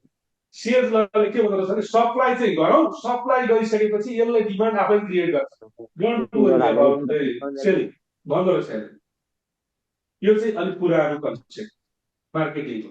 प्रोडक्सन गर्नु पर्यो, सर्भिस दिनु पर्यो, त्यो सर्भिसले आफै डिमान्ड क्रिएट गर्छ भन्ने कुरा रहेछ। अब हामीले यसो टिबेटको फिल्डमा सोच्दाखेरि हामीले कार्यक्रम त विस्तार गर्यौँ, संस्था त खोल्यौँ। अब यो सेल्स लले काम गर्दा त अहिले supply will create its own demand भन्दाखेरि अहिले भुल्यो त कुरो। सप्लाई त दिउँ हामीले। यो त्यसरी प्रोडक्सन कन्सेप्ट पुरानो कन्सेप्ट हो। अर्को के आयो भने प्रोडक्ट कन्सेप्ट। प्रोडक्ट कन्सेप्टले के गर्छ भने होइन त्यसरी सप्लाई मात्रै गरेर हुँदैन। त्यो सप्लाई गर्दाखेरि जुन हामीले प्रोडक्ट भनेको यहाँ सेवा पनि भनेको छु है। त्यो सेवामा चाहिँ विशेष गुण हुनुपर्छ, त्यो अरूभन्दा भिन्न हुनुपर्छ, अरूभन्दा क्वालिटीको हुनुपर्छ, तब मात्र हाम्रा सेवाग्राहीले त्यसलाई रुचाउँछन् भन्ने कुरा आयो। त्यसपछि मार्केटिङले त्यसलाई फोकस गर्नुपर्छ भन्ने कन्सेप्ट आयो, प्रोडक्ट कन्सेप्ट। त्यसपछि अर्को आयो सेलिङ कन्सेप्ट है। सेलिङ गर्नुपर्छ, हामीले यसरी चाहिँ सेलिङ गर्नुपर्छ कि कन्ज्युमरलाई सोच्न बाध्य बनाउनुपर्छ कि हाम्रो प्रोडक्ट किनौँ भनेर सोच्न बाध्य बनाउनुपर्छ। त्यो चाहिँ सेलिङ कन्सेप्ट। एग्रेसिभ सेलिङ गर्ने, प्रमोसन गर्ने भन्ने कुरा यो सेलिङ कन्सेप्ट। तर सेलिङ कन्सेप्टले के गर्ने भयो भने तालुक नभएको मान्छेलाई पनि गाइयो बेचाउने भयो, र जसलाई ऐना हेर्नु जरुरी नै छैन उनलाई पनि ऐना बेच्ने। त्यसैले यो चाहिँ मार्केटिङमा फेरि ठिकै नै है भनेर अब बल्ल मार्केटिङको कन्सेप्ट आयो। मार्केटिङको कन्सेप्टले के भन्छ भने कस्टमर सेन्टर्ड हुनुपर्छ, कस्टमरको निड्स बुझेर अनि रेस्पोन्ड गर्नुपर्छ र कस्टमरको निड्स सुहाउँदो गरी हामीले सही प्रोग्रामहरू अफर गर्नुपर्छ भनेर त्यो मार्केटिङको कन्सेप्ट बल्ल आयो। र यसभन्दा पनि अगाडि बढेर अहिले के आइसक्यो भने सोसाइटल मार्केटिङ कन्सेप्ट आयो। सोसाइटल मार्केटिङ कन्सेप्ट भनेको आफ्नो बिजनेसलाई आफ्नो संस्थालाई मात्रै ध्यानमा नराखेर समाजको सर्वोपरि हित हुने गरी समेत काम गर्नुपर्छ। त्यसपछि यो कर्पोरेट सोसियल रेस्पोन्सिबिलिटीका कुराहरू आए होइन, समाजमा गएर चाहिँ कम्युनिटीमा गएर चाहिँ काम गर्नुपर्छ भन्ने खालका कुराहरू पनि अनि मार्केटिङमा जोडिएर आउन थाले।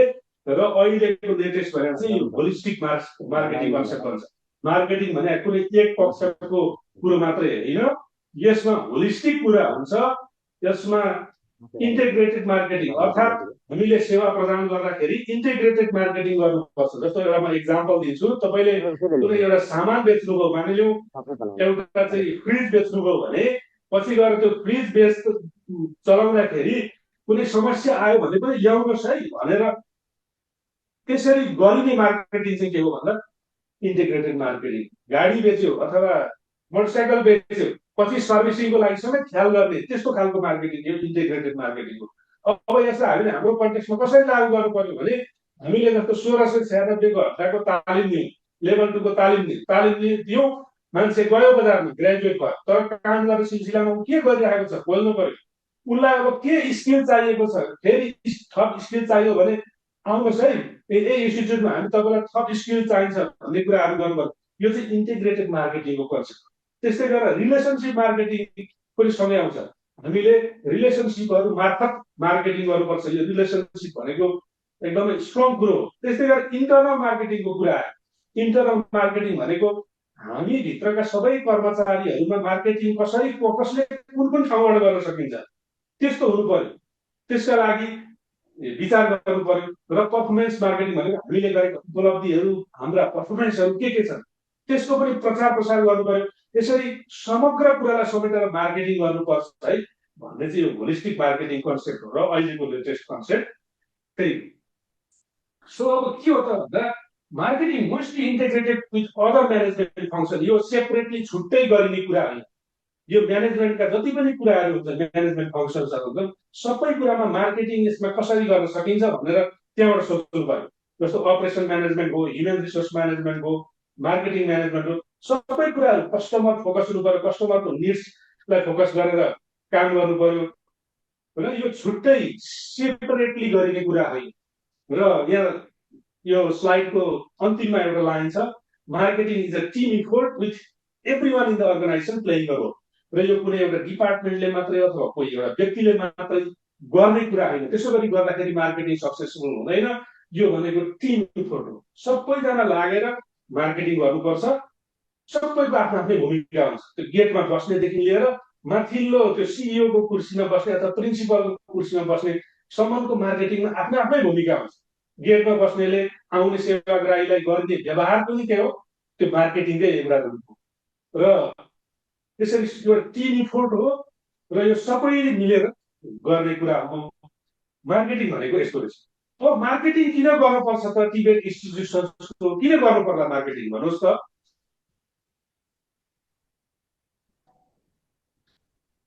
सुन्दै हुन्छ मलाई? स्टुडेन्टहरूको बढाउन, फ्लो बढाउन, पेरेन्ट्सहरूको इन्ट्रेस्ट बढाउन, इन्डस्ट्रीको इन्ट्रेस्ट बढाउन, टार्गेट अडियन्स सम्मको लागि। यहाँनिर मैले नम्बर 1 मा के लेखेको छु भने एट्र्याक्टिङ प्रोस्पेक्टिभ स्टुडेन्ट्स। अब मेन कुरा चाहिँ यो मेरो संस्थामा विद्यार्थीहरूको आकर्षण बढाउनलाई मार्केटिङ गर्ने हो कि होइन भन्नु त। त्यसका लागि मार्केटिङ चाहिएको हो। नम्बर 2 मा इन्क्रिज द इन्स्टिट्युट्स भिजिबिलिटी। त्यो भिजिबिलिटी भन्ने कुरा सधैँ महत्त्वपूर्ण रहेछ है। हाम्रो संस्थाको भिजिबिलिटीलाई बढाउन सकियो भने धेरैभन्दा धेरै जनमानसमा हाम्रो संस्थाको बारेमा पुग्छ। त्यसैले हाम्रो संस्थाको बारेमा प्रचार प्रसार गर्न, हाम्रो भिजिबिलिटी बढाउनका लागि पनि के गर्नु पर्यो, मार्केटिङ गर्नु पर्यो। त्यसपछि changing the mindset about Tibet. अस्ति त्यो ओपनिङमा पनि यो कुरा उठिरहेको थियो।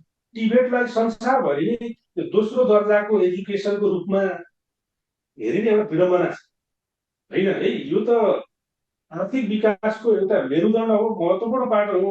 त्यसैले त्यो माइन्डसेटलाई चेन्ज गर्नको लागि पनि मार्केटिङ आवश्यक छ। अर्को, संस्थाको रेपुटेसन बढाउनको लागि पनि मार्केटिङ आवश्यक छ।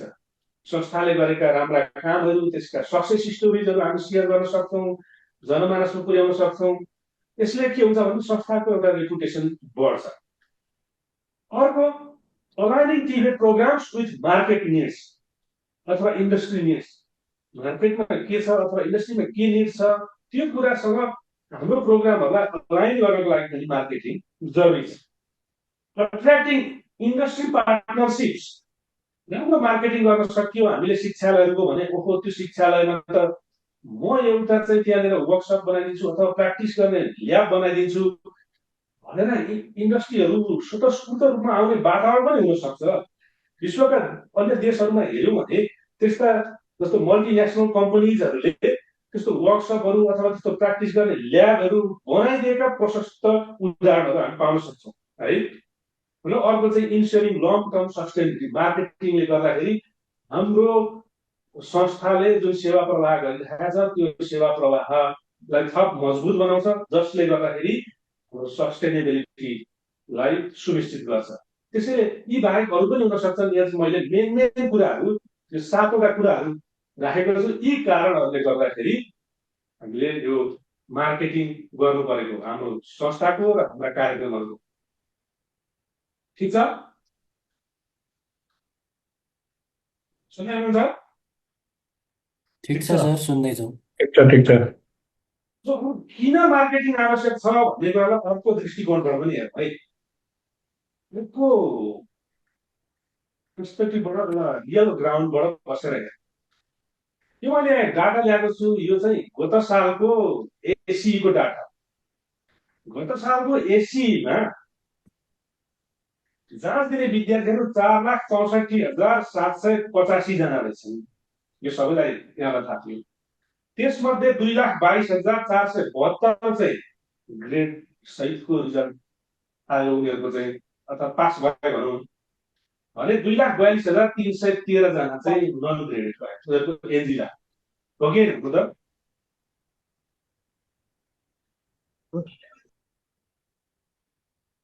मलाई ओहो सुनिँदैछ भन्ने फिडब्याक चाहिन्छ। फेरि म आफै एक सुरले बोलिराखेको हुन्छु कि भन्ने लाग्यो। सुनिँदैछ हो सर। त्यसपछि यो पहिले असारमा रिजल्ट आयो।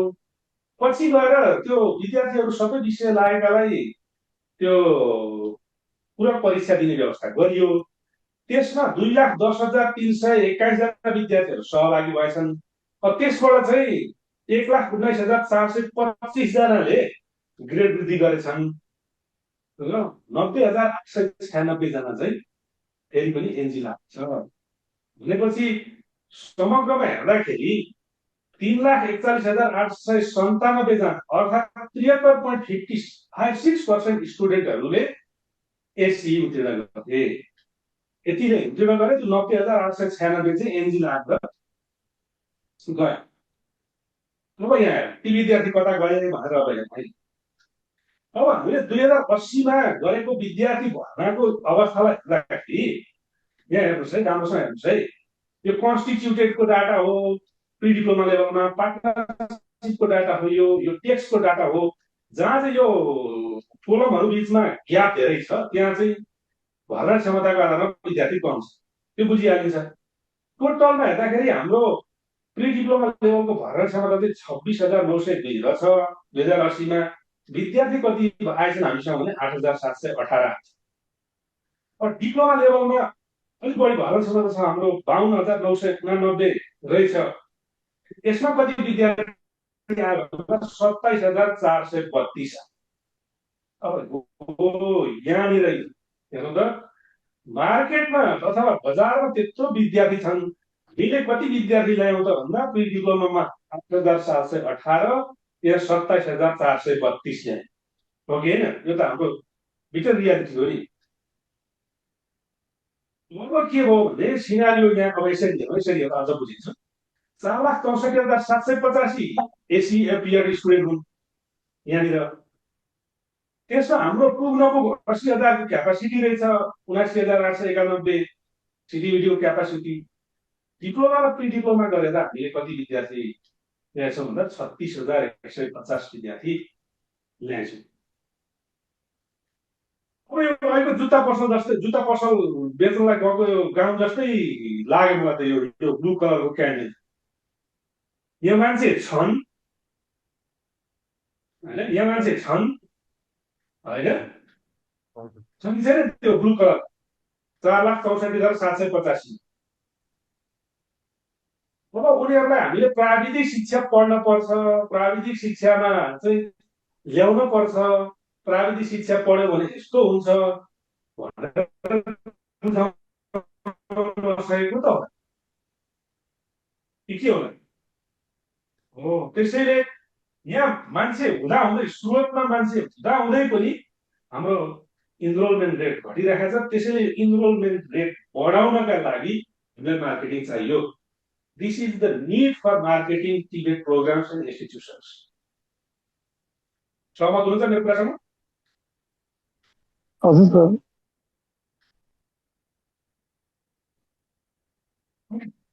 अहिलेको सिनारियो हेर्नु होइन अहिले भर्खरै अब एसिईको एक्जाम सकिया छ 2081 को होइन जम्मा 5,14,414 विद्यार्थीहरूले जाँच दिएका रहेछन् त्यस यो सङ्ख्या चाहिँ गत वर्षको तुलनामा 49,000 लगभग 50,000को सङ्ख्याले बढिरहेछ अब रिजल्ट चाहिँ असार 7मा आउने भन्ने कुरो छ र यसपालिको अब यो कहीँ लिखित त होइन र पनि पत्र पत्रिकामा आएको जानकारी अनुसार 70% अफ स्टुडेन्ट्सलाई चाहिँ पास गर्ने लक्ष्य राखेको छ भन्दै सुनिन्छ हुन त पोहोर साल पनि त सप्लिमेन्ट्रीमा 70% प्लस नै हुँदो रहेछ सप्लिमेन्ट्रीसम्मको गर्दाखेरि अब विद्यार्थीहरूको सङ्ख्या पनि यसपालि बढी छ हो यो विद्यार्थीहरूलाई प्राविधिक शिक्षामा आकर्षण गराउनलाई पनि हामीलाई के चाहियो मार्केटिङ चाहियो मार्केटिङ गर्न पर्यो यसले मार्केटिङ गर्नुपर्ने आवश्यकता छ है यहाँसम्म हजुरहरूलाई केही लागेको छ भने प्लिज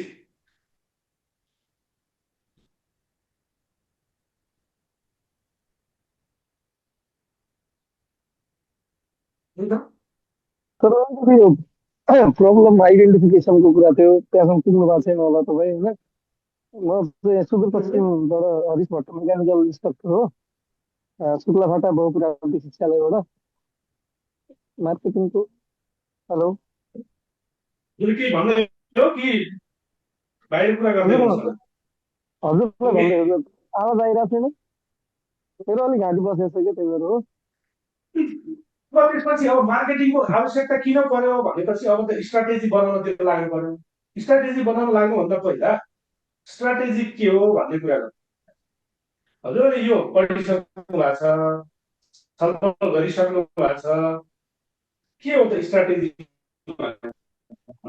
दिनुहोस् त मलाई What is your strategy? Strategy is minimizing threats and weakness and utilizing the opportunity for increasing the strength.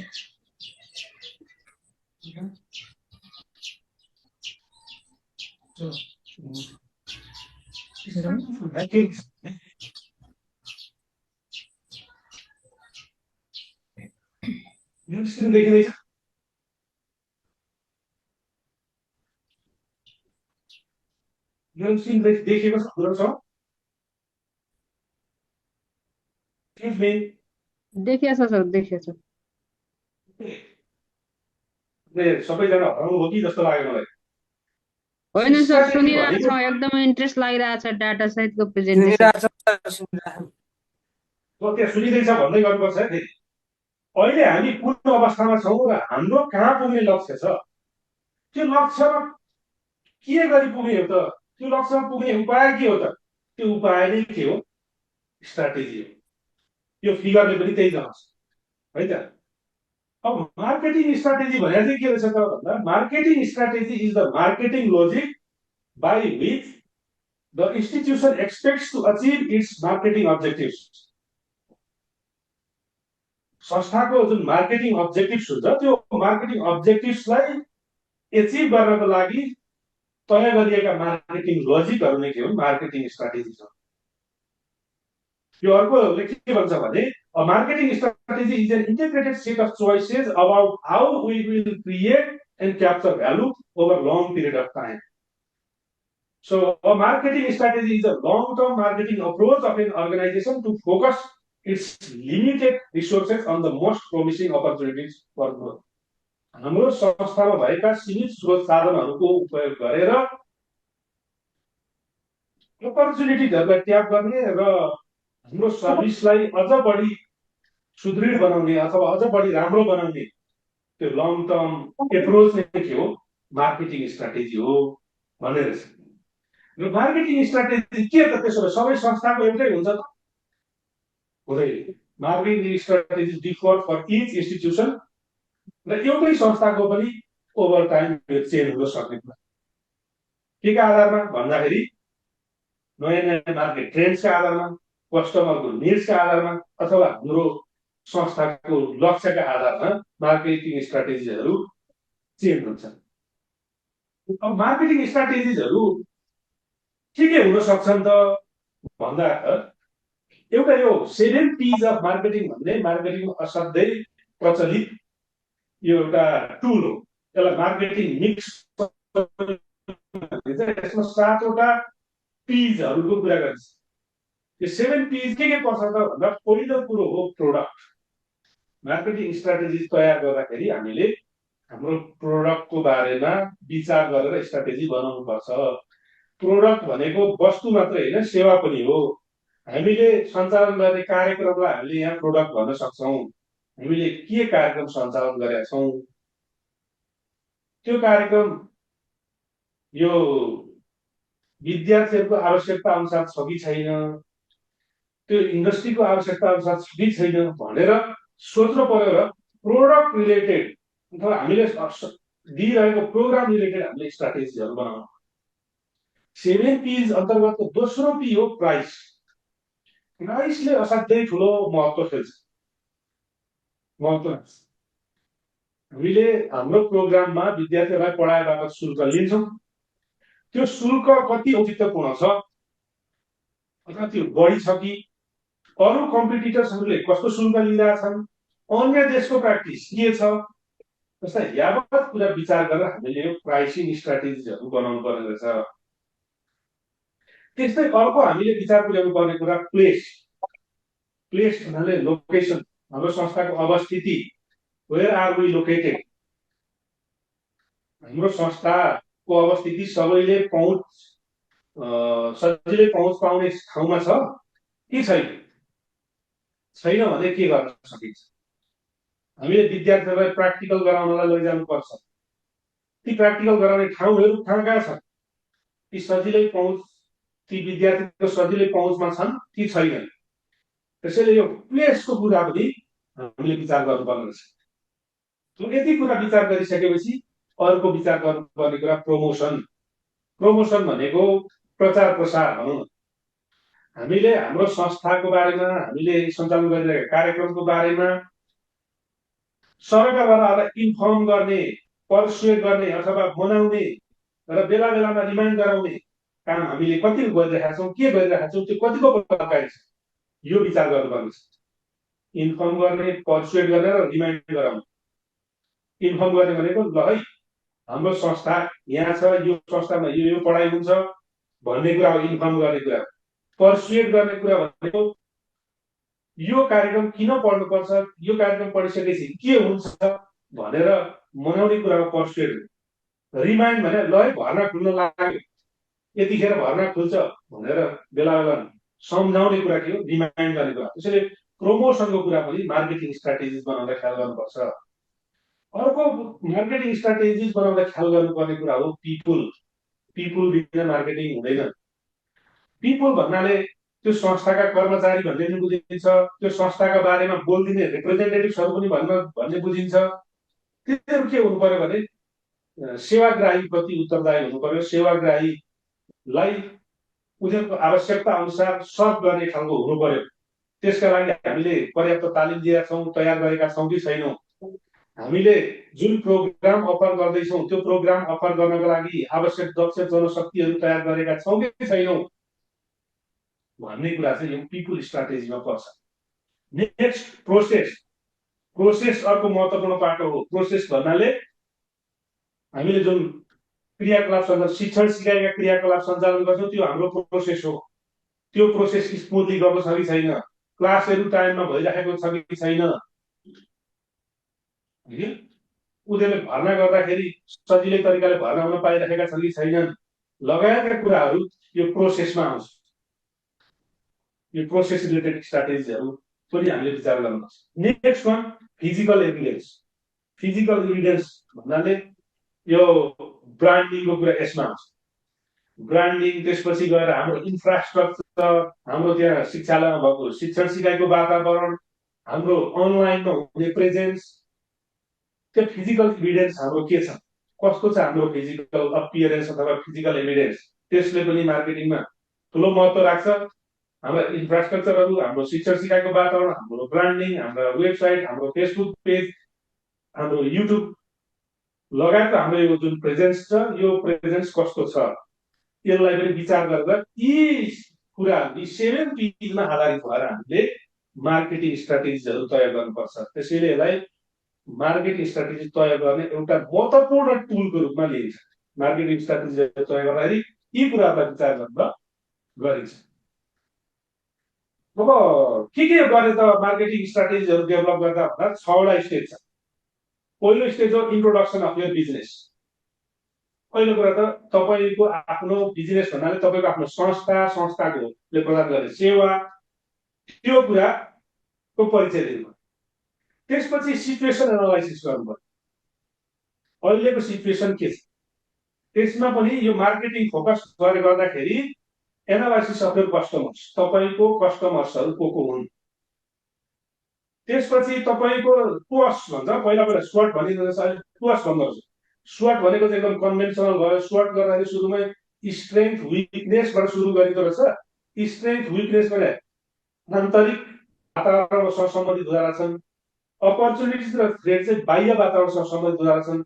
स्वट गर्दाखेरि धेरै स्वट एनालाइसिसहरू चाहिँ यो आन्तरिक वातावरणसँग मात्रै सम्बन्धित भए, त्यसैले अब चाहिँ टुअसबाट सुरु गर्नुपर्छ भन्ने यो नयाँ कन्सेप्ट आइसकेको रहेछ। त्यसैले मैले नि यहाँ टुअस लेखेँ, यसबारेमा छलफल भइसकेको छ। तपाईँको संस्थाको मार्केटिङसँग सम्बन्धित भएर हेर्दाखेरि स्ट्रेन्थ के छ, राम्रो फिजिकल इन्फ्रास्ट्रक्चर छ, राम्रो वेबसाइट छ, एकदम वेल ट्रेन्ड टिचर्सहरू छन्, त्यो तपाईँको स्ट्रेन्थ हो। विकनेस के हो, प्रमोसन गरिया छैन भन्ने कुराहरू अब के हुन सक्छ। यसरी हामीले टुअस एनालाइसिस, पेस्टल एनालाइसिस गर्ने, एनालाइसिस अफ द मार्केट गर्ने, त्यसपछि कम्पिटिटरहरूको एनालाइसिस गर्ने गरेर यो सिचुएसन एनालाइसिस गर्नुपर्छ। त्यसका आधारमा, यो एनालाइसिसका आधारमा हामीले मार्केटिङको अब्जेक्टिभ बनाउनुपर्छ। मार्केटिङको अब्जेक्टिभ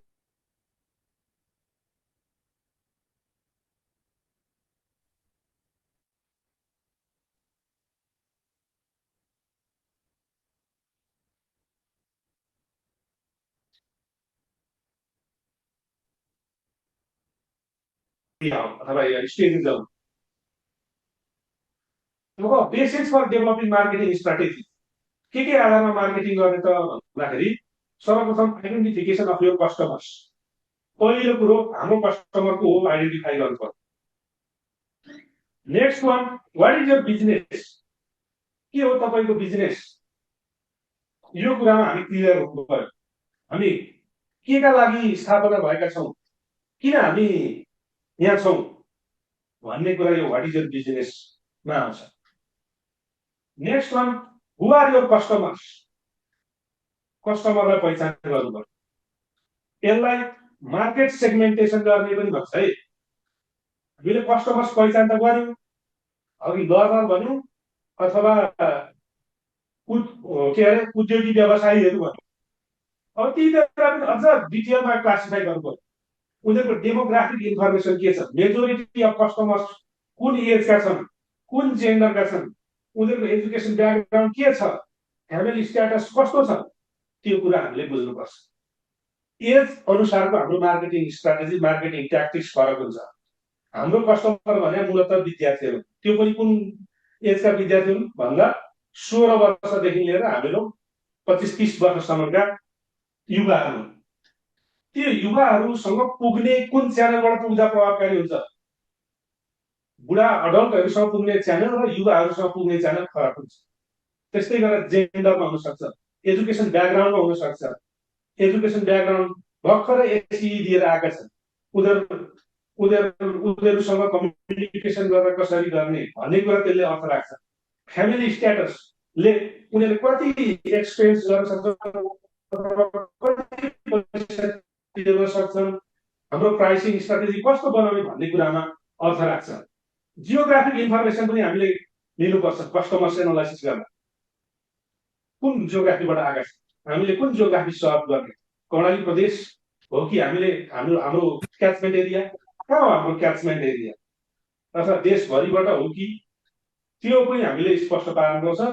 जुन जियोग्राफी हामीले कभर गर्न गइरहेका छौँ त्यही जियोग्राफीलाई कभर हुने गरी हामीले मार्केटिङ स्ट्राटेजी र ट्याक्टिक्सहरू बनाउनुपर्छ। अब हाम्रो लोकल लेभलमा को मात्रै आउने विद्यार्थी भने त्यहाँ लोकल एफएम रेडियोहरूबाट अथवा डोर टु डोर भिजिट गरेर गर्दाखेरि प्रभावकारी हुने होला। देशैभरिबाट आउने हो भने राष्ट्रिय स्तरका मिडियाहरूमा जानुपर्ने होला। त्यसैले जियोग्राफिक इन्फर्मेसन, हाम्रो कस्टमरको जियोग्राफिक इन्फर्मेसन के छ त्यो बुझ्नुपर्छ। त्यस्तै गरेर बिहेभियरल इन्फर्मेसन पनि आवश्यक हुन्छ। कस्तो बिहेभियरल एटिच्युड भएका, कस्तो बिहेभियरल प्याटर्न भएका कस्टमर्सहरूलाई हामीले सेवा प्रदान गर्ने, हामीले पोजिटिभ एटिच्युड भएका, सर्भिस मोटिभ भएका, लर्निङ मोटिभ भएका विद्यार्थीहरूलाई सर्भ गर्ने होइन।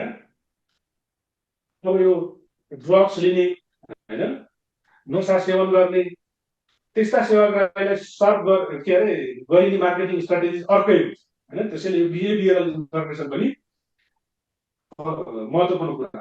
क्यारियर अब्जेक्टिभ के छ त उनीहरू, त्यो पनि एनालाइसिस गर्नुपर्ने। उनीहरू पढिसकेपछि के हुन चाहन्छ, के गर्न चाहन्छ, रोजगारीमा जान चाहन्छन्, स्वव्यवसाय गर्न चाहन्छन्, अथवा विदेश जान चाहन्छन्, के छ उनीहरूको क्यारियर अब्जेक्टिभ, त्यो पनि एनालाइसिस गर्नुपर्छ कस्टमरको एनालाइसिस गर्दाखेरि।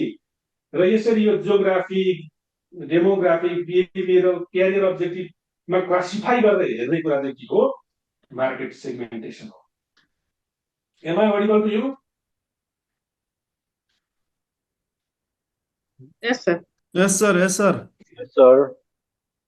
कुरो ठिकै लाग्दैछ के छ?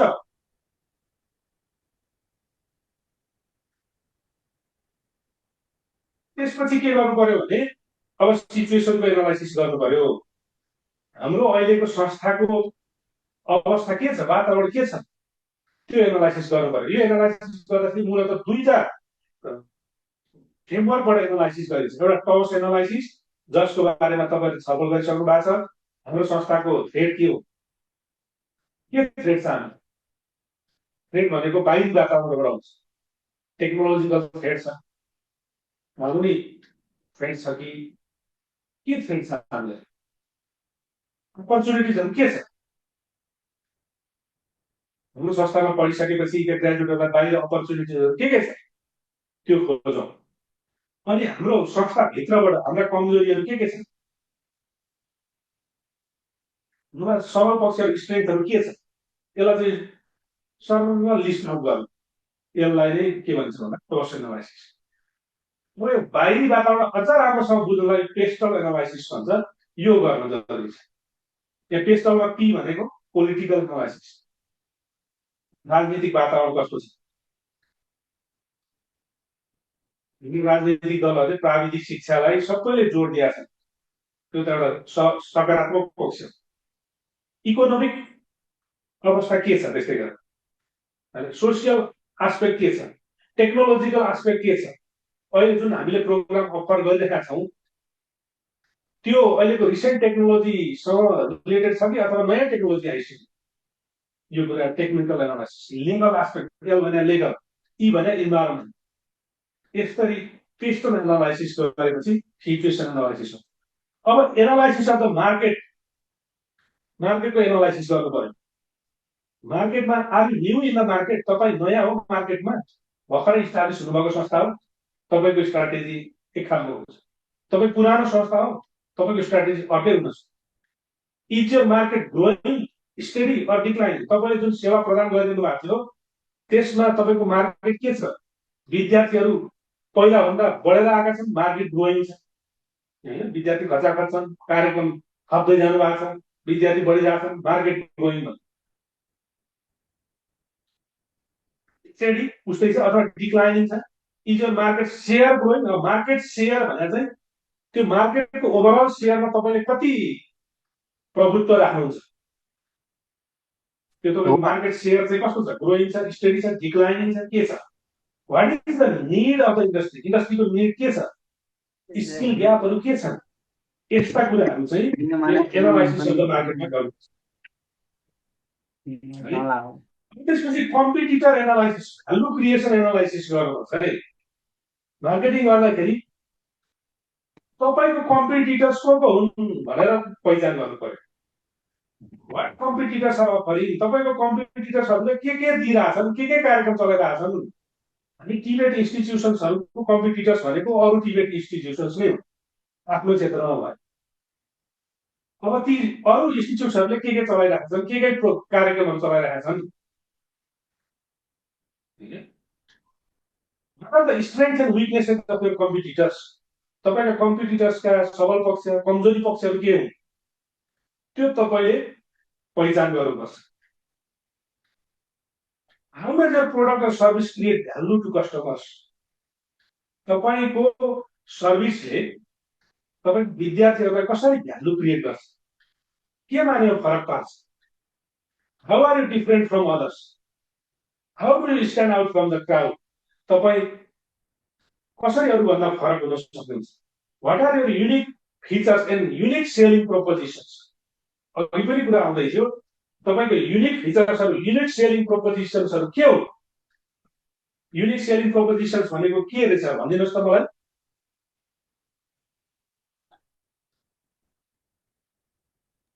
Can everybody tell me what unique selling proposition is?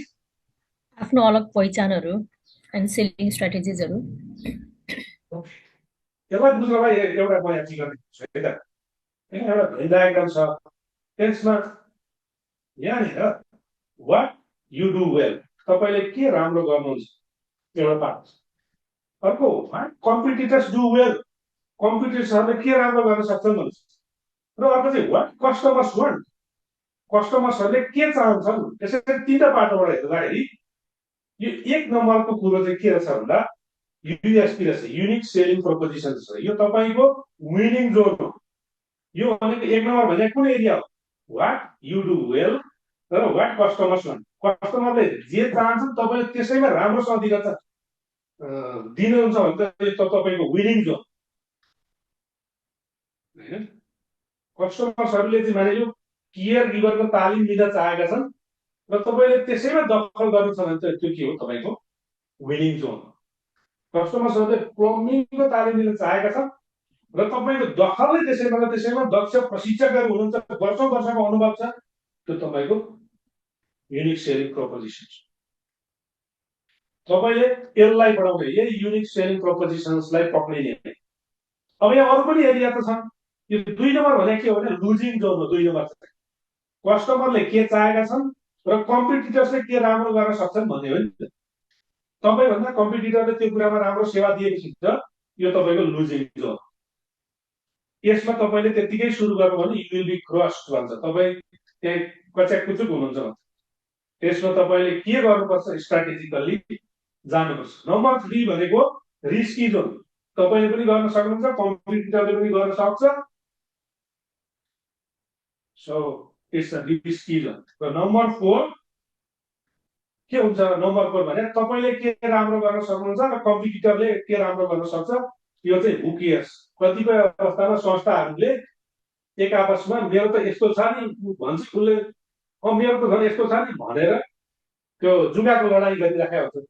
Yo number 4 भने जुगाको लडाइँ हो। जुगाको लडाइँलाई हु केयर्स। यसमा यो जुगाको लडाइँ गरेर त्यसलाई केही फाइदा हुँदैन। यसमा चाहिँ have fun wasting your time भन्दो रहेछ, यहाँ चाहिँ तपाईँको टाइम वेस्ट मात्रै हुन्छ। त्यसैले नम्बर 1 चाहिँ आइडेन्टिफाई गर्नुपर्छ भन्ने कुरा हुन्छ। अब डेभलपमेन्ट अफ मार्केटिङ अब्जेक्टिभ्स, अब यति एनालाइसिस गरिसकेपछि, सिचुएसनको एनालाइसिस गरिसकेपछि, कस्टमरहरूको एनालाइसिस गरिसकेपछि अब मार्केटिङ अब्जेक्टिभ्स तय गर्नुपर्छ। अब तपाईँको सबै समग्र सिनारियो थाहा भयो, मार्केटिङ अब्जेक्टिभहरू तय गर्नुपर्छ।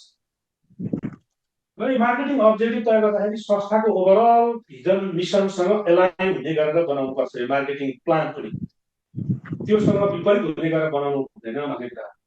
त्यो भिजन मिसनसँग एलाइन हुने गरेर मार्केटिङ अब्जेक्टिभ्सहरू तपाईँले तय गर्नुपर्छ।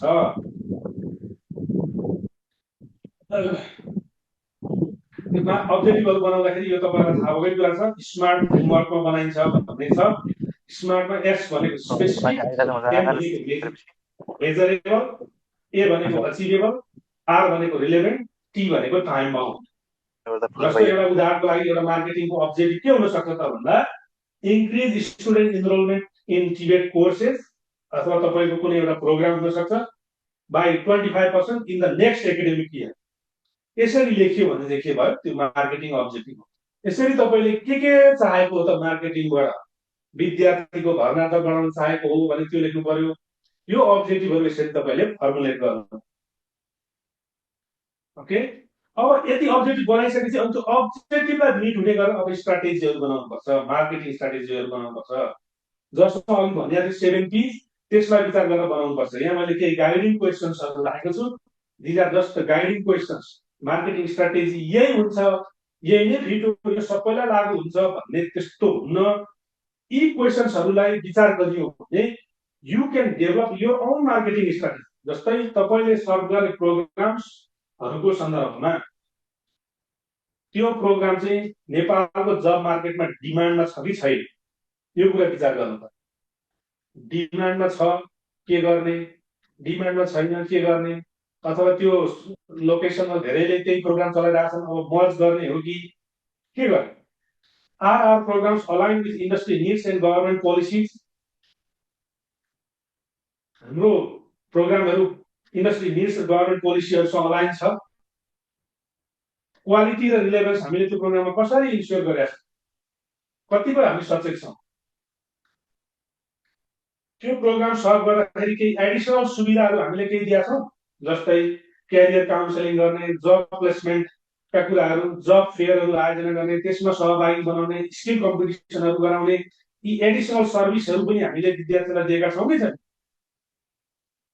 लास्टमा do we need to make changes to our products or service. हामीले हाम्रो अहिलेको सर्भिसमा हामीले सञ्चालन गरेका कार्यक्रममा केही चेन्ज गर्नुपर्छ, के चेन्ज जरुरी छ, यसलाई सोचेर हामीले हाम्रो स्ट्राटेजीहरू बनाउनुपर्छ।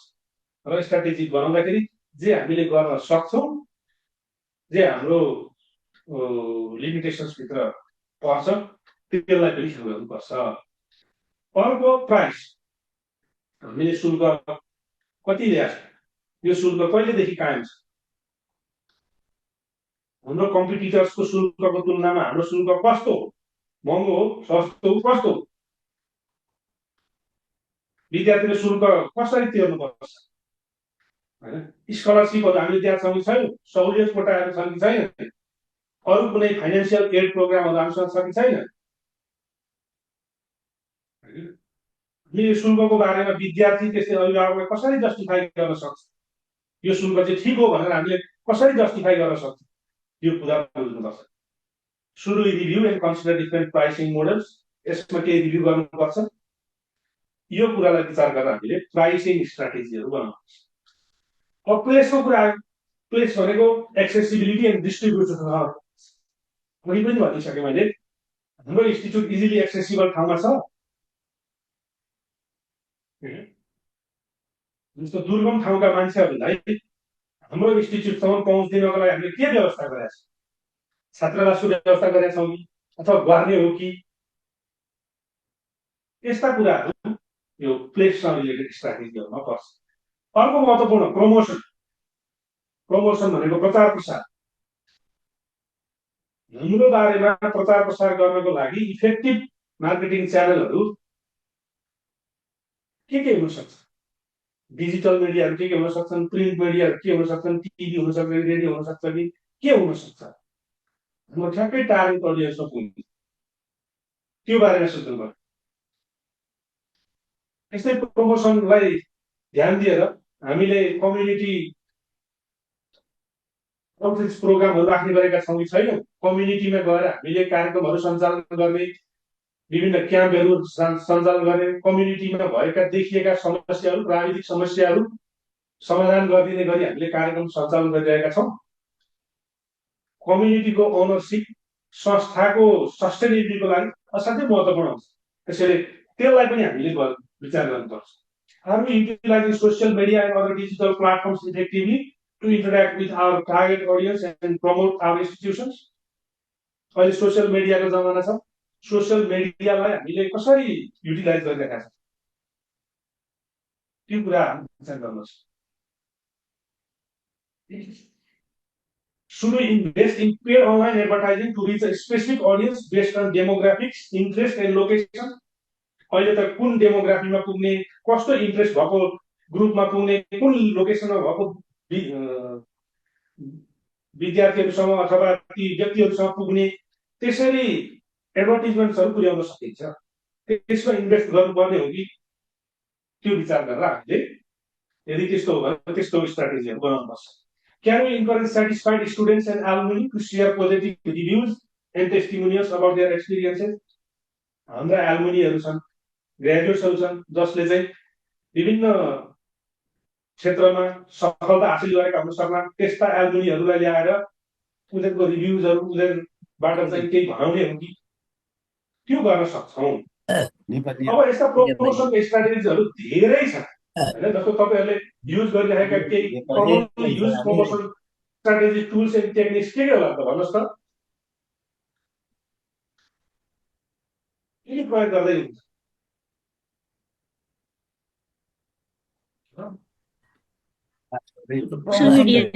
अब अस्ति त्यो एसीको सोशल मिडिया अभिमुखीकरण कार्यक्रम तथा जनचेतना कार्यक्रम धेरै कमजोर भइसक्यो।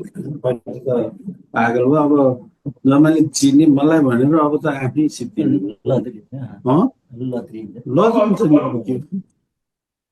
ल छुवा तेरी तपाईँमा अब चिनी मन्चस भनिदिनु पर्छ क्या, तपाईँ केही भनिदिनु पर्छ कि भनिदिनु यो लट्ठुवालाई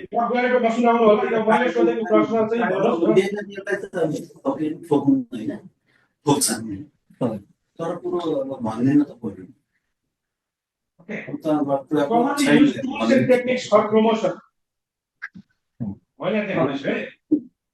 अस्ति नै advertising, social media, annual reports, celebrity endorsements, यसलाई नठोकिकन खुट्टा भाँचे मात्रै बल्ल अन्त भने त होइन उसले अब तल केही भन्नुभयो भनिदिन्छ।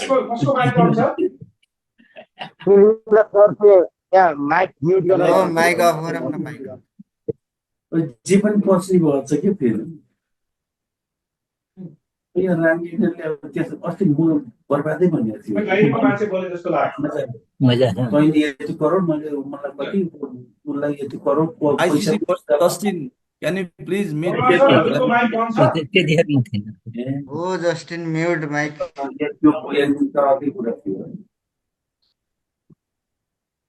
तपाईँ हुँदा के कुराहरू होइन अब host, can you please mute this? एक लौकी गरी खाऊ फलानाको यस्तो हो नि यसको नहुने। Please mute the mic. I request the IT team to mute the mic.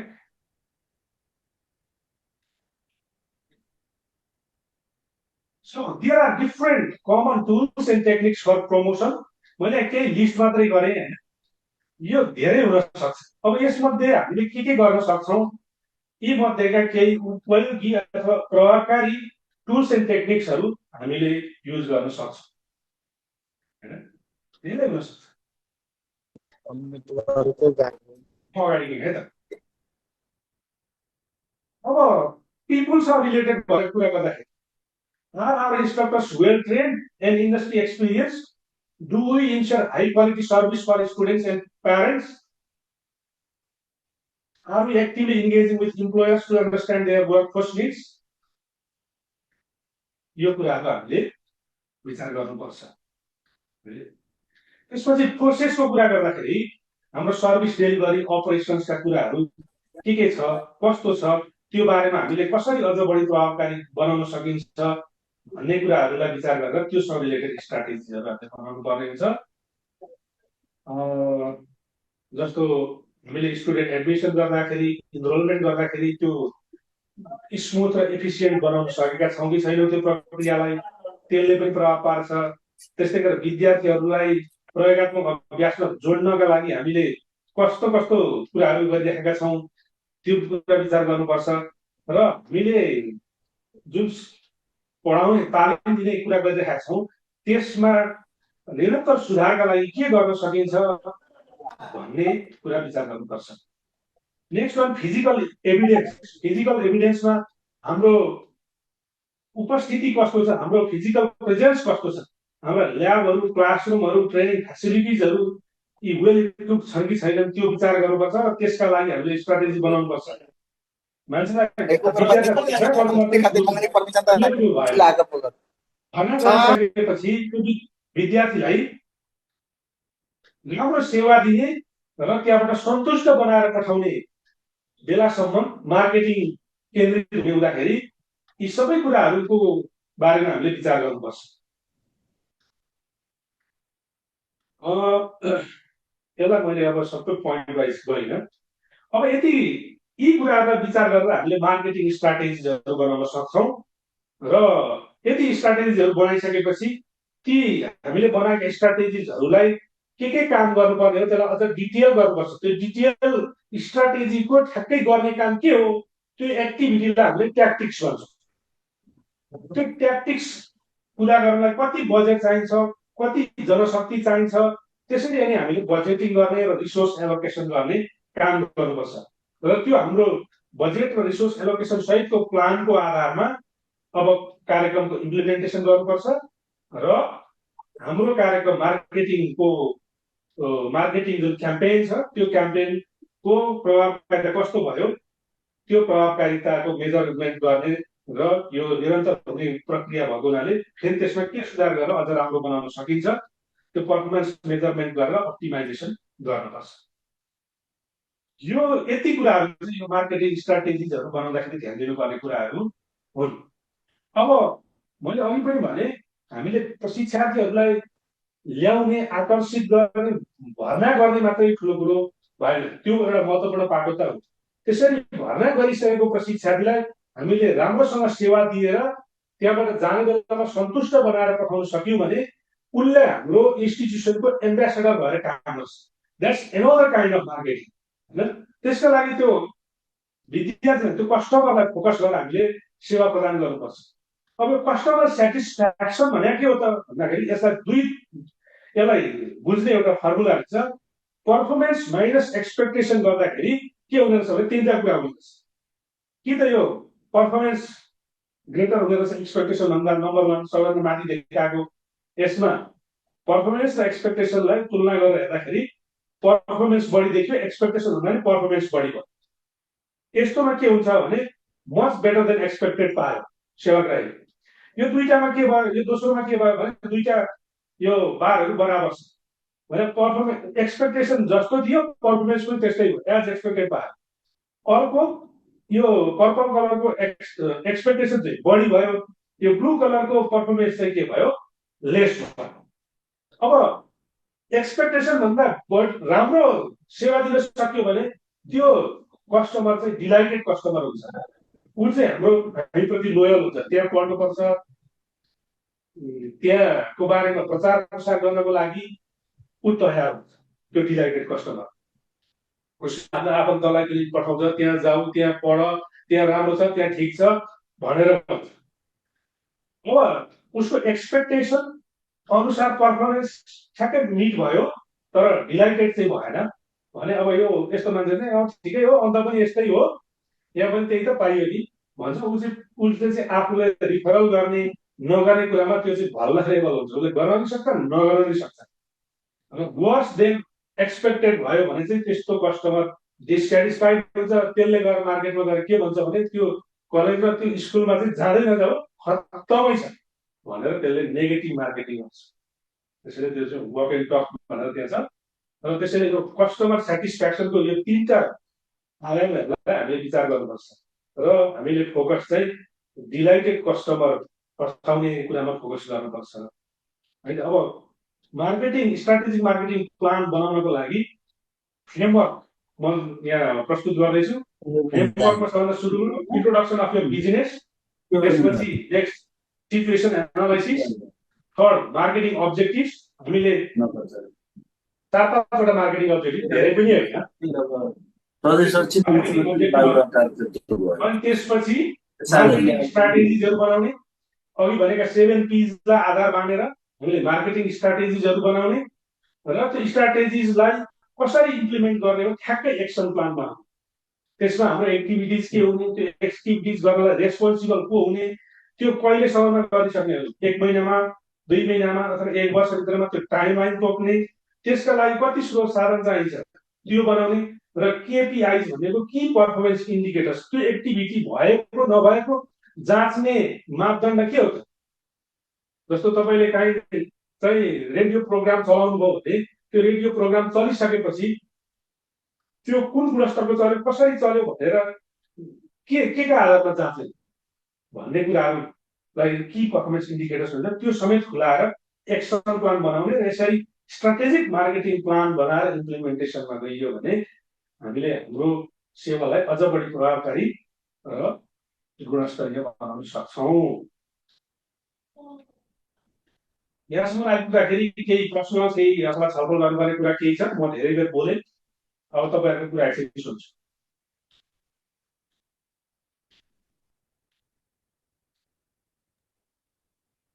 होइन सर,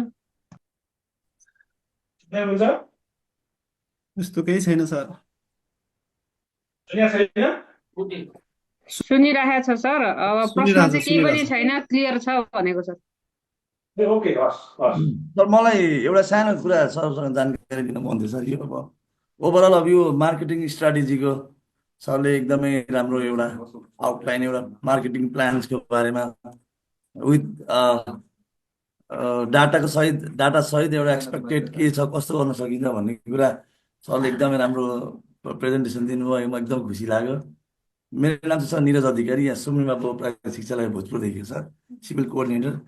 सर यो अहिले जति पनि अब हाम्रो अहिले यो एसईको रिजल्टको आउटकम हेर्दै गर्दा र इनरोलमेन्टको प्रब्लम्सहरू जुन देखिरहेछ नि, अब यो भनेको त एउटा हाम्रो प्राइमरी अब अहिलेको समस्या नै हो भन्दा पनि हुन्छ। त्यसपछि ब्रान्डिङको कुराहरू आउने कुराहरू छँदै नै छ सर है। अब यो हुँदाहुँदै पनि त्यो हुँदाहुँदै नि, जस्तो कि अब हाम्रो सिटिभिटी एज अ काउन्सिल, यो अब टिबेट जसरी हामीले टिबेट अर्गनाइजेसनको एउटा जो रिब्रान्डिङ गर्ने कुरा भन्ने कुराहरू आउँछ, यो हामीले जहिले पनि यो करियर पाथवेलाई चाहिँ हामीले फर्स्ट चोइसमा ल्याउनुको निम्ति, सेकेन्ड अप्सनमा राख्नुभन्दा पनि फर्स्ट चोइसमा लिनुको निम्ति चाहिँ हामीले सिटिभिटीले चाहिँ कस्ता खालको प्लानहरू चाहिँ गरिरहेछन् अथवा कस्ता खालको एफोर्टहरू चाहिँ गरिरहेछन् ताकि चाहिँ टिबेट रुरल एरियामा अथवा कुनै पनि मार्जिनल कम्युनिटीहरूलाई चाहिँ कसरी हामीले अपलिफ्ट गर्ने भन्ने कुरामा चाहिँ कस्ता खालको प्लान्सहरू अथवा पोलिसिजहरू के छ, अलिकति सरले यसो जानकारी गराइदिनु भयो चाहिँ अलिकति हामीलाई पनि अलिकति जानकारी यसलाई स्ट्राटेजिक एउटा मार्केटिङ प्लानकै हिसाबले अथवा यही तरिकाले नै पनि अलिकति इलाबोरेट गरिदिनु भयो भने हामीलाई अलिकति चाहिँ जानकारीमूलक हुन्थ्यो भन्ने कुरा। यो नयाँ नौलो कुरो केही नभएर हामीले गरिरहेको कुरालाई थप प्रभावकारी कसरी बनाउन सकिन्छ भन्ने कुरा नै हो यो मार्केटिङ स्ट्राटेजी। त्यसैमा यो केन्द्रित हुन्छ। त्यसमा अब हाम्रो निरज सरले सोध्नु भएको चाहिँ यो हामीले अब सिटिभिटीले हेड अफिसबाट चाहिँ यो मार्केटिङ स्ट्राटेजीहरूलाई अझ अथवा हाम्रो मार्केटिङलाई प्रभावकारी बनाउनलाई, विद्यार्थी भर्ना दरलाई अझ राम्रो बनाउनलाई, उनीहरूको ग्रेजुएटहरूको करियर पाथवेलाई कसरी राम्रो बनाउन सकिन्छ भन्ने सन्दर्भमा अब हामीले प्रयास गरिराखेका छौँ होइन। जस्तो अब यहाँ अघि पनि मैले भने त्यो विद्यार्थी भर्ना प्रक्रियामा जुन चाहिँ प्रोसेस छ नि, प्रोसेस लामो भएर पनि कति विद्यार्थीले त्यसलाई झन्झटिलो मानेका छन्। अब यसपालि चाहिँ यो विद्यार्थी भर्ना गर्दाखेरि त्यो भर्ना प्रक्रियालाई सकेसम्म सहज बनाउने, विद्यार्थीलाई चाहिँ त्यो प्रवेश परीक्षा, त्यसपछि गएर त्यसको चाहिँ उत्तर पुस्तिका परीक्षण अनि नतिजा प्रकाशन गर्दाखेरि धेरै समय कुद्नु पर्ने अवस्था हुन्छ। त्यसले गर्दाखेरि पनि फर्म भरिसकेका विद्यार्थीहरू पनि यो त के हो या त हुने कि नहुने हो भनेर छोडेर जाने अवस्था छ। त्यसलाई कसरी चाहिँ छिटो छरितो गर्न सकिन्छ भनेर त्यो एउटा काम एक्सर्साइजहरू भइरहेको छ होइन। अनि अब यो लगायतका चाहिँ अब मिडियाहरूमा पनि जस्तो रेडियो नेपालमा चाहिँ जस्तो प्रमोसनको अहिले मैले कुरा गरेँ नि, रेडियो नेपालबाट आज बिहान पनि होइन, आज बिहान पनि एउटा कार्यक्रम थियो, हामीले सुनेको थियो, प्राविधिक तथा व्यावसायिक शिक्षा रेडियो कार्यक्रम भन्ने। यस्ता कार्यक्रमहरू भइरहेका छ। तर अब के कुरो भयो भने नि निरज सर, सुन्दै हुनुहुन्छ?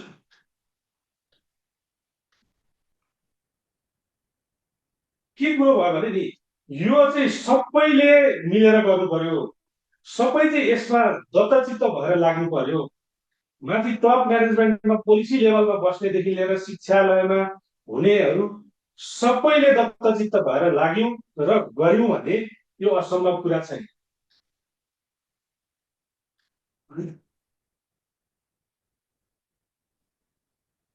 यति भन्ने होइन।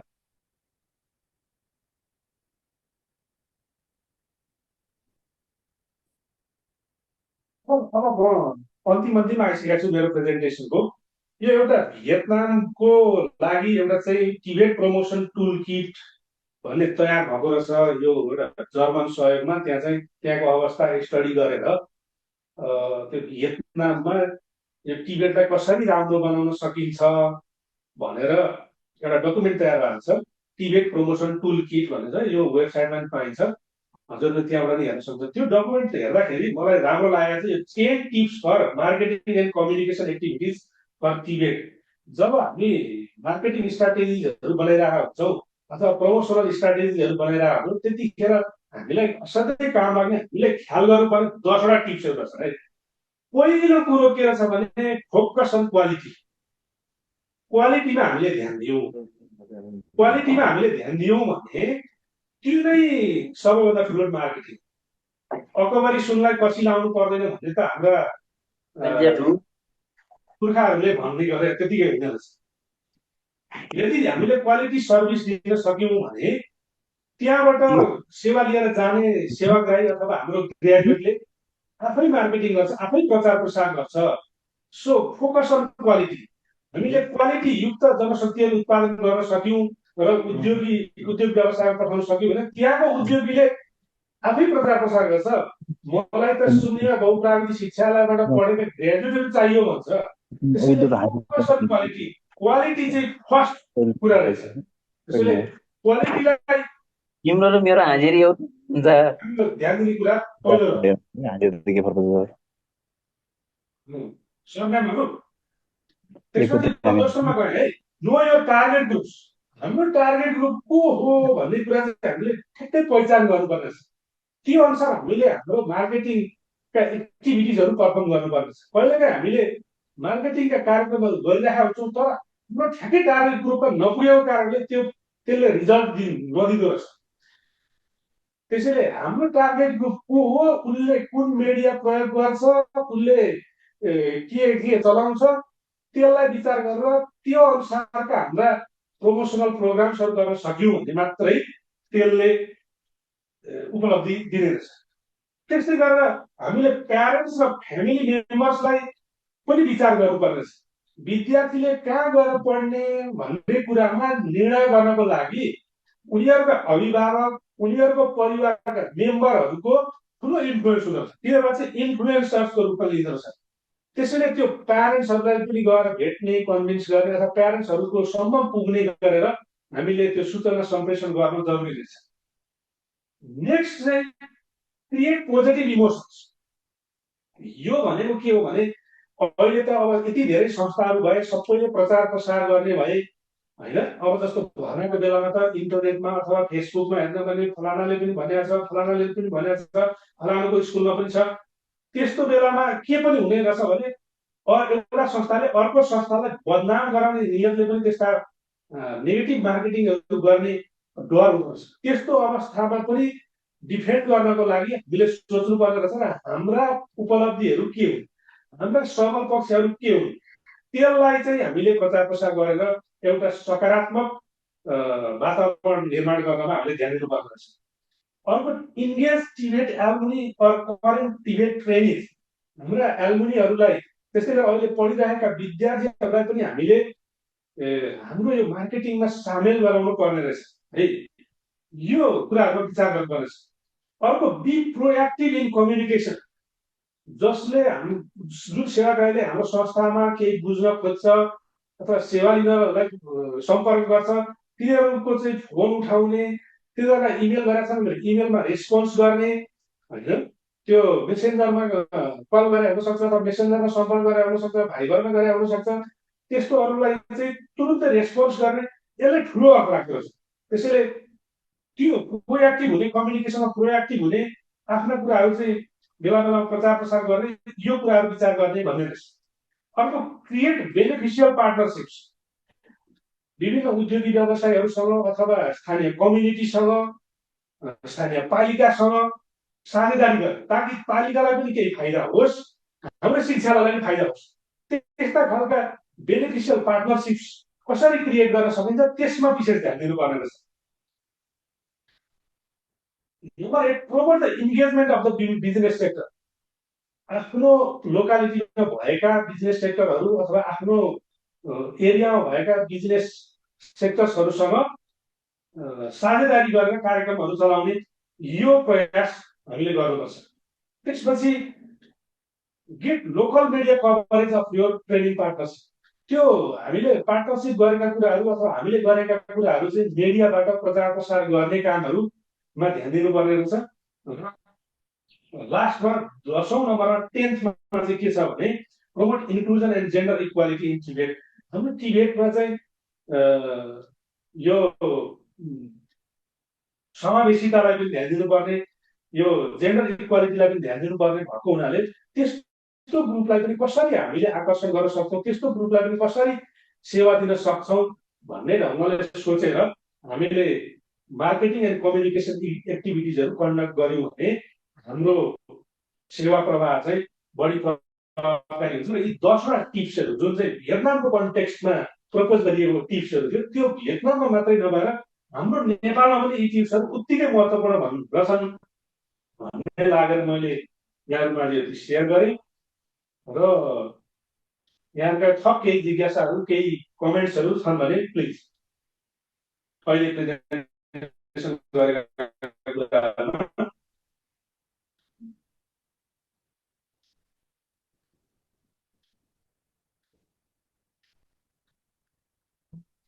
हुन्छ।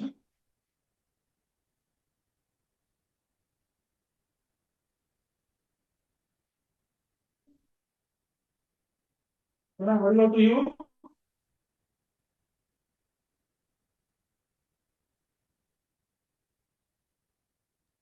If so, I am in the end of my session. र यहाँ चाहिँ एकजना अमेरिकी उद्योगी हेनरी फोर्ड को एउटा भनाइ छ। के छ भने whether you think you can or you think you can, you are right. अर्थात् तपाईँ सक्नुहुन्छ अथवा तपाईँ सक्नुहुन्न, के तपाईलाई सक्छु जस्तो लाग्छ अथवा तपाईलाई सक्दिन जस्तो लाग्छ, जे सोचे पनि तपाईँ ठिक हुनुहुन्छ। यो भनाइमा यति मात्रै कुरा छैन। तपाईलाई सक्छु जस्तो लाग्छ तपाईँ सफल हुनुहुन्छ, तपाईलाई सक्दिन जस्तो लाग्छ तपाईँ असफल हुनुहुन्छ। त्यसैले सक्छु भन्ने आत्मविश्वास राखौं र अगाडि बढौं, हामी पक्कै सफल हुन्छौं।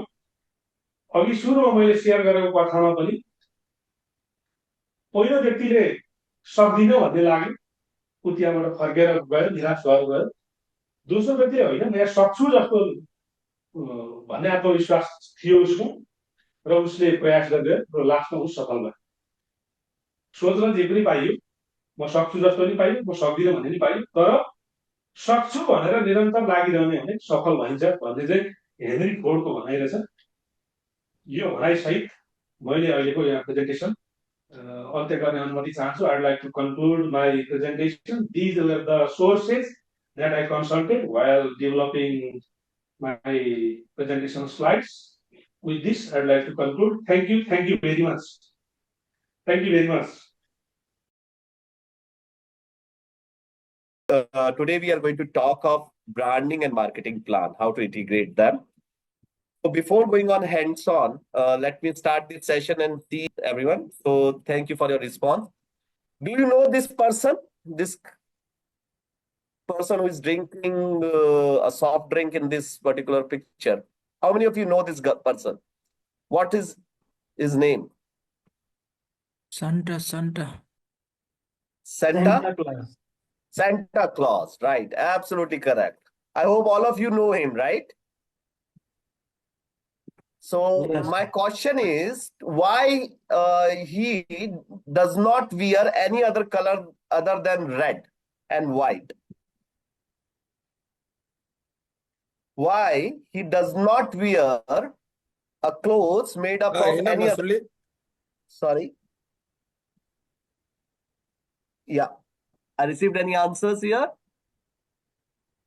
It might Hello? represent celebration. It is in celebration, but you can wear a different color, sir, ma'am. Can you Christmas. repeat the question? Mainly Santa Claus color is for Christmas and celebration is red and white. So it might capture that sentiment. Okay. Ma'am, but again in Christmas you wear different color clothes, right? In any festival, it is not always white and red, because Christmas is not always white and red only. It is only the Santa Claus wears. So that's the question was, why Santa Claus wear white and red only, always? Okay, let me come back to this. Who is he? Do you know this person? Who is he? He's Santa Claus, but who is he? Or who was? Giver. Who he was? Sorry? Giver. He Giver. distributes gifts. So what is it? Is he a real person or a fictitious one? Fictitious. Fictitious? Right? Means, see, was it really in Yes, sir. Fictitious. Fictitious. Okay. Fictitious. Okay. So let me tell you, you are all correct, but let me give the answer why he were red and white only. Because red and white is the color of Coke. If you look at it, if you look at the Coke logo or brand, it's always red and white. And this particular character is the character born by the marketing campaign of the Coke. So that's why you will always see him drinking Coke, not Pepsi, which is the competitor of Coke. You see number of advertisements, you see any other things, you will never see him drinking a Pepsi. He will always drink a Coke. The reason is simple, because it is the birth. So that is the power of brand. Now you think it is the part of culture, right? I hope I'm making sense here. So what we are talking of today is the brand. So you can think of number of things which become synonymous with the brand itself. How many of you have fridge at your home? Just raise hands. Electronically, or you can switch on your cameras and show it to me. So how many of you have fridge at your hands? At your home? Just raise hands. Okay, let me tell you, I can bet that none of you have a fridge at your home. Though I have not visited, but I have a special powers. I can see from here, your house, your home, and can bet on that. Anyone would like to have a bet? Refrigerator. Absolutely correct, madam. Fridge was actually the brand of a company which launched refrigerator. It became synonymous with refrigerator. The same way we many times use, if you want to have a photocopy, we says, I don't know, but in India we says many times, get the Xerox. Right? Xerox is not the actual word. Xerox was the company which launched the photocopier, right? but it has become Xerox synonymous. copy. Yes, Sandesh sir, you want to say something? No, sir, Hello. it's not me. Okay. That is the power of brand, or what we can say branding, that it sometimes becomes synonymous with a product. So we are going to talk today of this particular branding only, branding and marketing for that matter. I hope, so what is a brand? Brand in generic is nothing but, you can define it in the terms of name, term, sign, symbol, or design, or a combination of them. Intended, what is the intention here? Intention is to differentiate. Differentiate from who? Competitors. Because I want to declutter. I want to declutter my offering. There is large number of competition and I want to, separate myself out from the crowd. That's why I create a brand. So it can be anything for that matter, right? Please keep in mind, it can be anything. It can be a name, it can be a term, it can be a sign, symbol, design, anything, or a combination as well, right? So the biggest aspect here is, if you want to ask me, brand is nothing but a promise.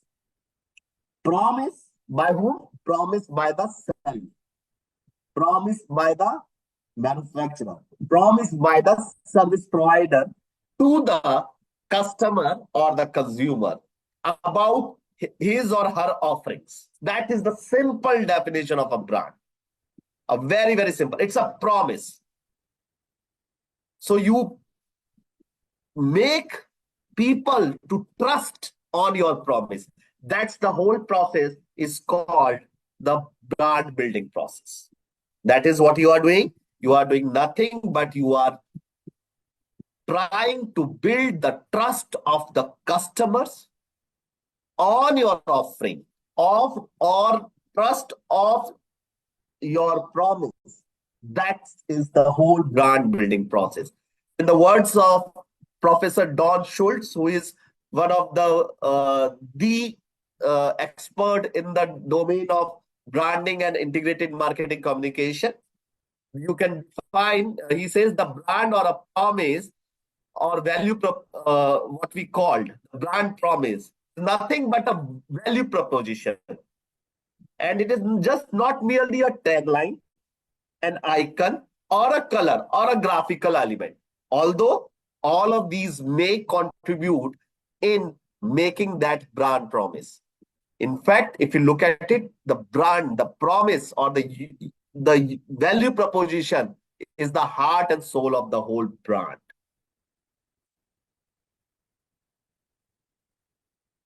Okay, how many companies do you identify this? So all of you are from this. So can you identify these brands? Hello? Yes, we can identify, yeah. Right. So let me tell you, start with, okay, from, though sorry, I've used, since it's a mature audience, so I have used the examples of beer and cigarettes as well, just for the educational purpose only. So can you tell me which, this Nepal Ice, right, beers is owned by whom? It's a Nepalese brand or it's a brand from outside? Nepalese brand. It's a Nepalese brand, okay. Nepalese what about brand. YY? Yeah. It is also Nepali brand. Okay. What about Rio? Rio is also Nepali brand from. That's also Nepalese. What about Surya? Yes, Surya Nepal also Nepali. Surya, yeah. Cigarette also Nepali brand. Nepali brand, but is the owner Nepalese? I'm talking of the owner of the firm. It is multinational company, Surya Nepal is. Okay. Surya Nepal is by ITC. It belongs to Indian Tobacco Company. Though it is manufactured in Nepal only. That's why you find it made in Nepal. But it is a brand by ITC. you know Quicks or YY or Gold Star? Gold Star it's an international brand or a Nepalese brand? International होगा. International brand. So it is not from Nepal, right? Yeah. Sonam?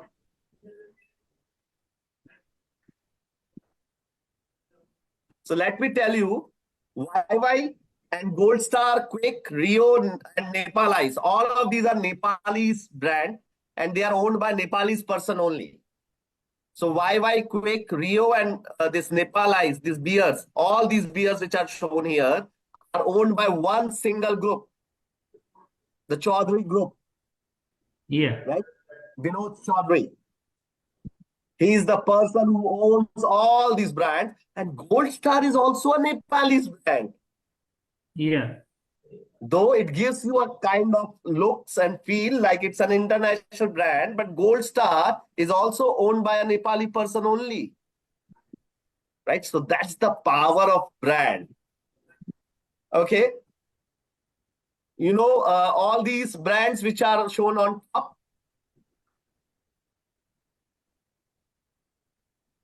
Yes or no?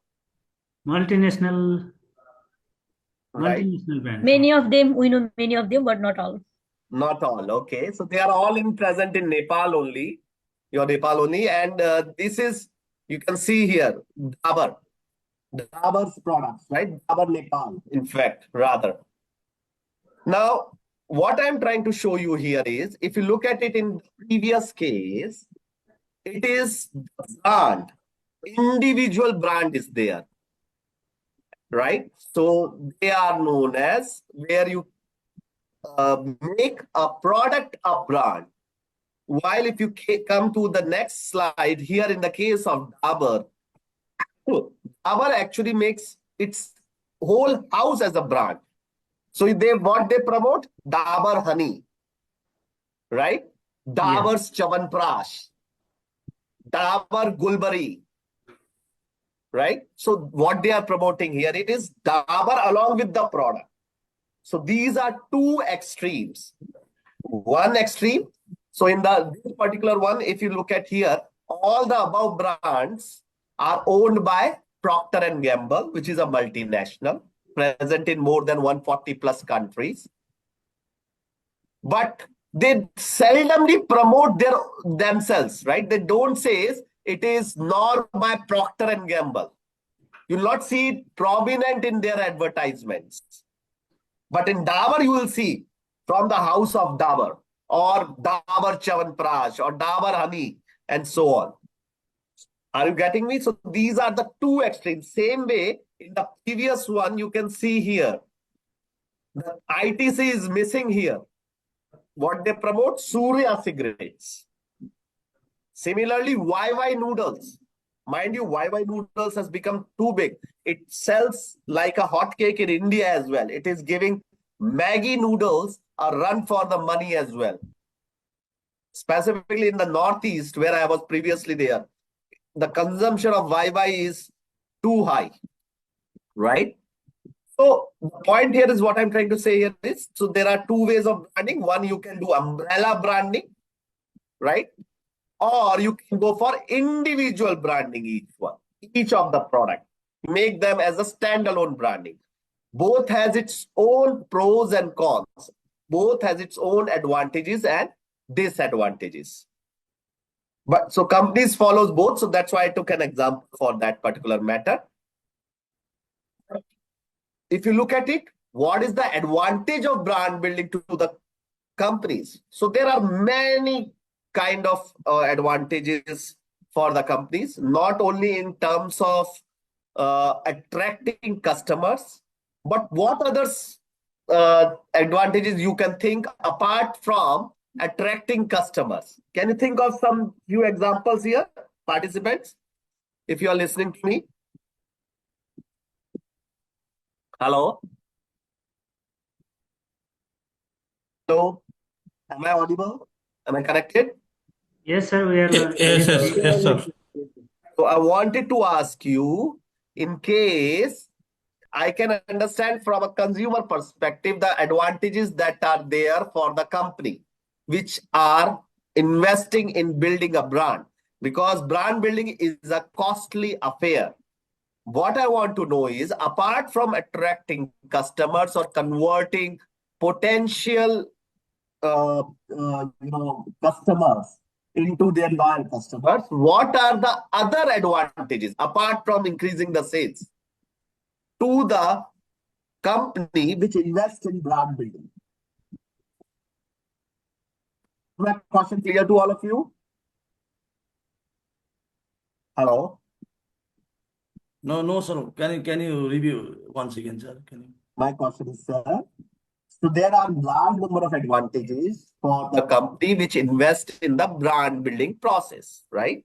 So one is increasing my sales or increasing my revenue generation through sales and other means, because I am able to attract new customers as well as I am able to retain the old ones. Apart from that, I want to know from you, are there any other advantages of brand building from the organization's perspective? Trust on the product, the consistency. Right, so that will help you in increasing the sales, right, in attracting new customers or converting the existing into loyal ones or retaining the existing ones. Apart from them, what is the advantage? From customer point of view? This is from customer's point of view, right? From the company's perspective, I am asking. I'll come to the customer's perspective as well. Suppose your institute becomes a brand. What is the advantage that you will get? Apart from getting new students or getting more students? Also, the emotional attachment, the connections. So, you'll get more students? Goodwill value, so that sorry, increase our visibility. Increase our visibility. Okay. Then again, you're increasing your visibility will help you in what? Goodwill increase. Apart from social status. Okay. Right. And the prestige we gain. Right. So social status. Prestige is again associated with the social status. You also get the good talent as an employees. If the brand here, right? Everyone has looked from as an employee's perspective as well. Not only from the customer's perspective, from the employee's perspective as well. If you are a talented people or skilled people would like to get associated with you, you will be able to have new partnerships, right? So there will be supply to you. So for example, if you are a good brand, say I am a steel component man and I makes nuts and bolts. So if there is an option of Tata, say XYZ company, I would like to go to Tata Motors because Tata is a brand. Right? So it helps you across the domains, not only from the customer's perspective. If you look from the company's perspective, it helps you in attracting talent, good employees, loyal employees. Along with that, it also partners, right? So that is the advantage of having the brand. So from the customer's perspective, we look at the purchase process. So if you look at from the consumer purchase process, it comprises of, you can look at it, the problem recognition, information search, alternatives, purchase decision, and post-purchase evaluation. And if you have a brand, then primarily information search and evaluation of alternatives is usually in case you have a brand in order to address problem that has been recognized by the customer or the consumer. But there is a catch. Discussed a little bit that service is a domain than the goods. Now I am coming back to this. that evaluating, we looked at it that education is also a service. So when you customer looks at the evaluation of alternatives, challenging in the context of education services. Though in general, it is a challenging aspect in terms of services domain completely. But the question comes, why it becomes challenging for the customer when he or she is looking at the process of these particular ways, the evaluation of the alternatives, why it becomes challenging. So let's try to, I hope my point is clear to all of you, why it becomes challenging. Any answers from your side? Maybe as we discussed yesterday, we don't have any that kind of standardization. Right. Testing things, maybe the limitations of standardization of industries. Right. Absolutely correct, sir. This is one of the aspects. The standardization is a challenge. Another aspect, let me give you an example. Suppose I comes to your city, wherever you are right now, and I require a surgery, right? Let's say I require a small knee surgery. Sir, whom you will recommend me? To whom you will recommend me? Which doctor you will recommend to me? Hello, is my question clear? Surgery doctor. Surgery of what, sir? Knee. Let's say I have a ligament tear and I want to get it operated. Now, I come to your city. Sorry, sir. Recognized ortho surgeon. Recognized ortho. There may be number of recognized ortho surgeons. On what parameters you will select that one of the surgeon out of all the recognized orthopedic surgeons? To whom we trust. Experience. Sorry? It To may be whom? Experienced surgeon and Success rate. But success rate, if of you look at operation. it, Yeah. success rate Trusted. of operations is you don't have that data everywhere. It is more or less personal sphere Word of of mouth. correct? Trusted. Word of mouth. Trusted surgeon. Yeah, so you will ask of the people who is good, or because you may not have visited any orthopedic surgeon, so you will ask your friends, family members, and so on. But probably you may get different answers. Some they do not have that much good experience. Are you getting my point? This is what we call this is the problem of yeah. Any question? In branding or in market, this is a problem of service marketing, where the services has large amount or large degree of intangibility. So basically, if you look at it, customer evaluates the alternative, or he or she does the evaluation of alternative. He or she primarily uses three attributes. Depending on there are search attributes, there are experience attributes, and then there are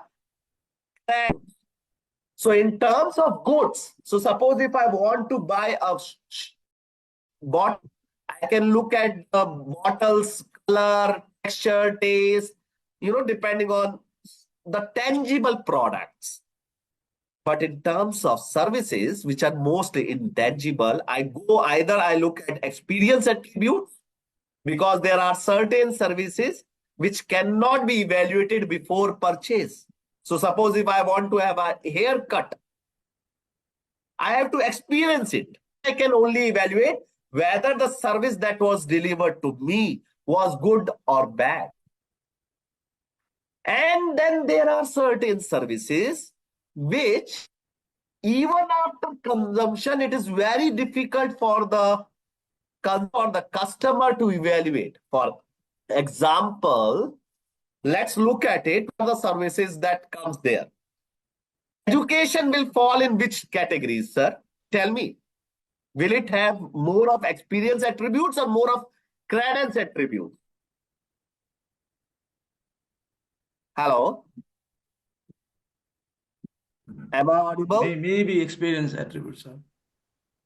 Okay. Maybe. Anyone has a different answer or a same, or all of you support Neeraj Adhikari? Yes, I will support him.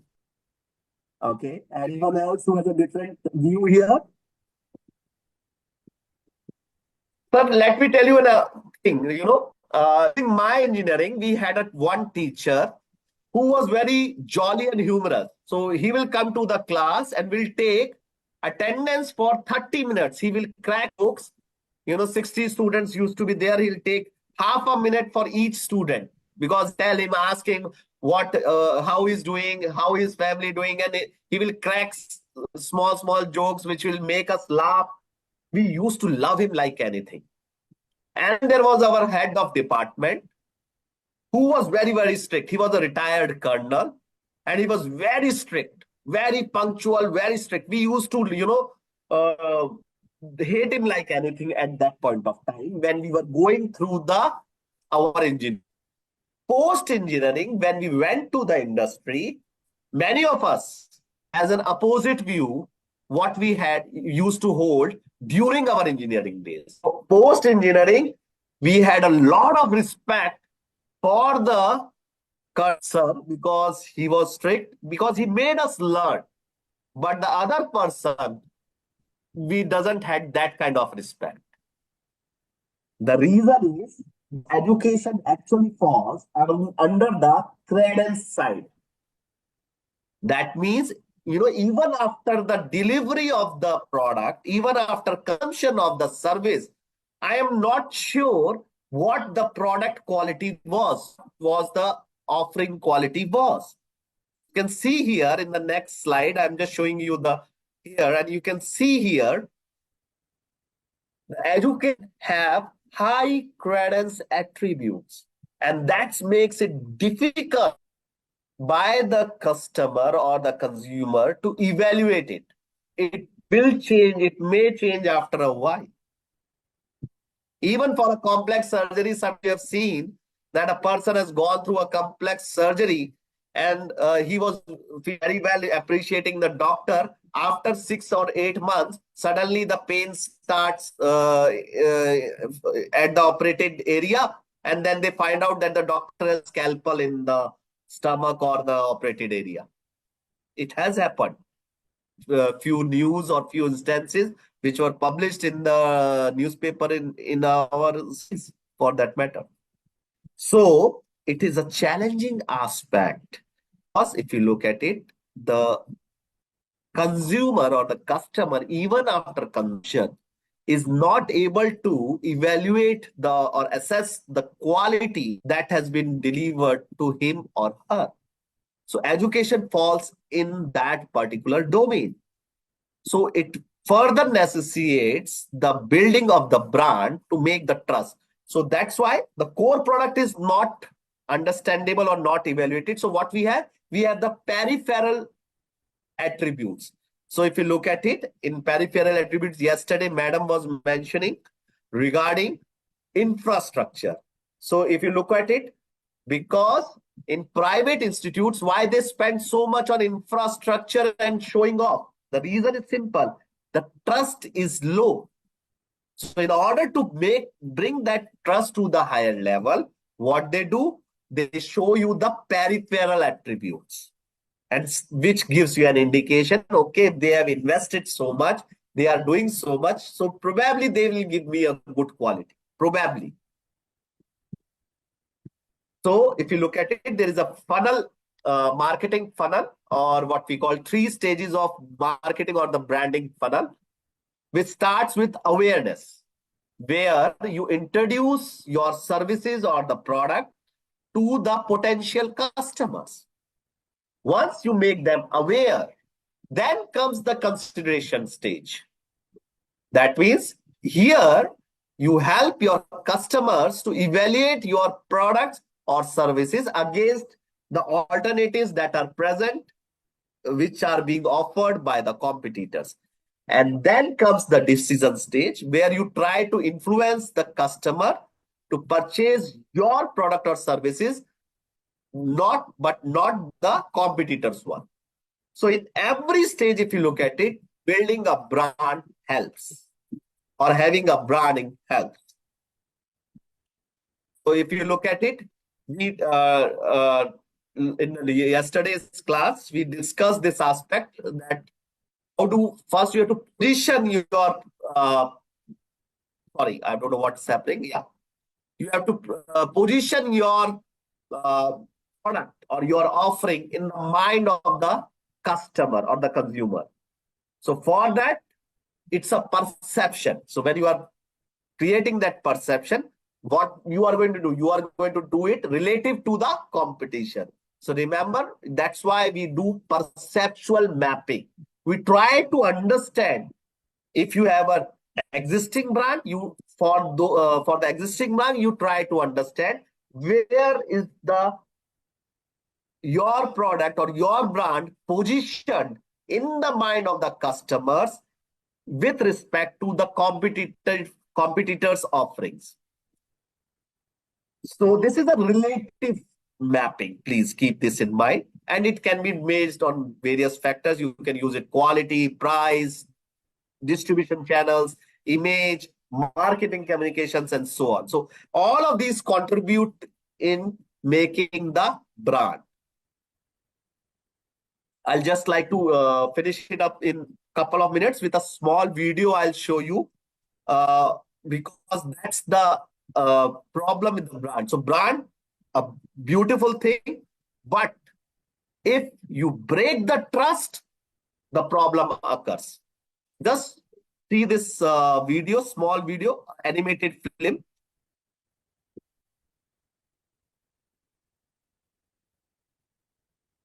Is it audible? Hello? Not audible, sir. No, sir. Not It is audible? not audible. Just hold on, please. I'll... No, sir.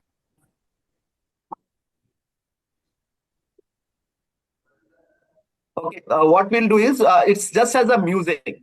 You can just view it, okay? So music will not come, but you'll be able to see it. Sir, you can try to reshare your screen and take the sound, share the screen. Yes. Okay. There's a option to share the sound also in the share screen. Okay, fine.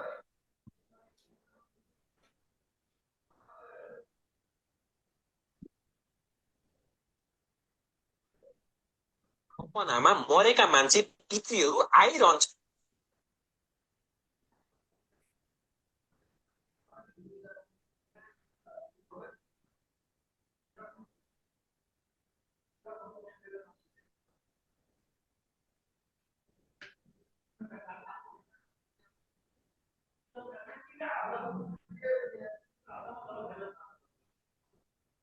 Is it audible now? Hello? No, sir. Still not audible. Yes, sir. Audible, sir. Sir, up in the share screen, there is a share sound in the right Okay, yeah, side got it, corner. got it. Okay, sir.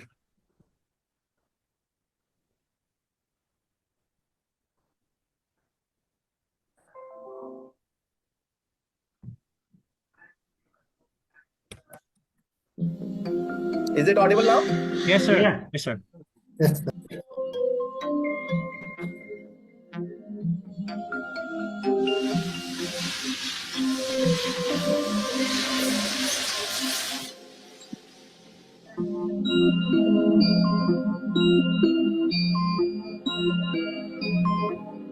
Come with me and you'll be in a world of pure imagination. Take a look and you'll see into your imagination.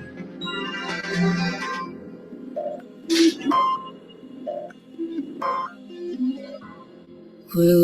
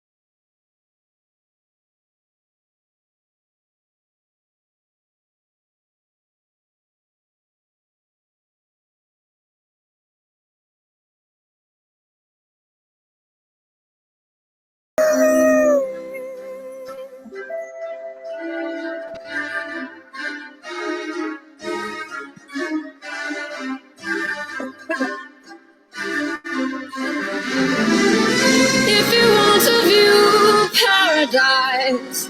Simply look around and view it. Anything you want to do it. Want to change the world. There's nothing to it.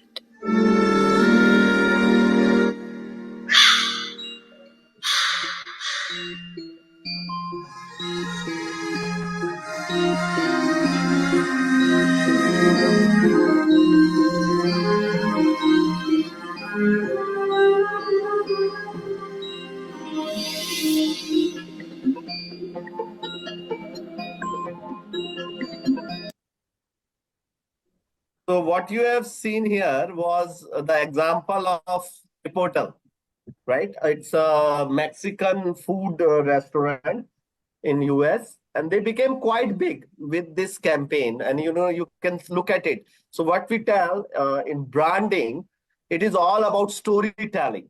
So they told a story. So are you able to understand what message they were trying to convey? What was the message they were trying to convey? Hello. Go natural. Go natural. So if I'll tell you that this is the whatever that you see in the last thing where you can see this shows let's cultivate better farm, right? Something like that for the future. It was the actually tagline of that particular farm. So you can see that what they were trying to convey is that let's go for natural and ethnic what we call as sustainable food production. But that's the catch here. If it is not consistent, it will bring you more devastation. It will bring you catastrophe. So that happens with the Chipotle. If you can see here in the Chipotle case, this was their thing. But you can see from here in my screen, you can look at it. In August, in a lot at a California Chipotle restaurant, 80 customers became infected by the norovirus. Then in September, 45 people became ill because of salmonella outbreak. And in November, number of people, 40 people fell ill with E. coli food poisoning after eating at Chipotle restaurants. Now look at it. At the one end, you are saying that we are selling fresh foods and we are selling natural foods. And then people are falling ill after eating in your restaurants because of these kind of viruses. So that's a mismatch. That's kind of it's a contradiction here. So that is going to harm your brand in a big way. So please keep in mind that you have to be very, very careful in. Hello. Yeah. Anyone would like to say something? So you have to be very, very consistent in your offerings. Then only you can build a really a good brand or a valuable brand. So let's move on of crafting a branding and a marketing plan, and we'll understand this thing by doing it. Let's do it to understand it.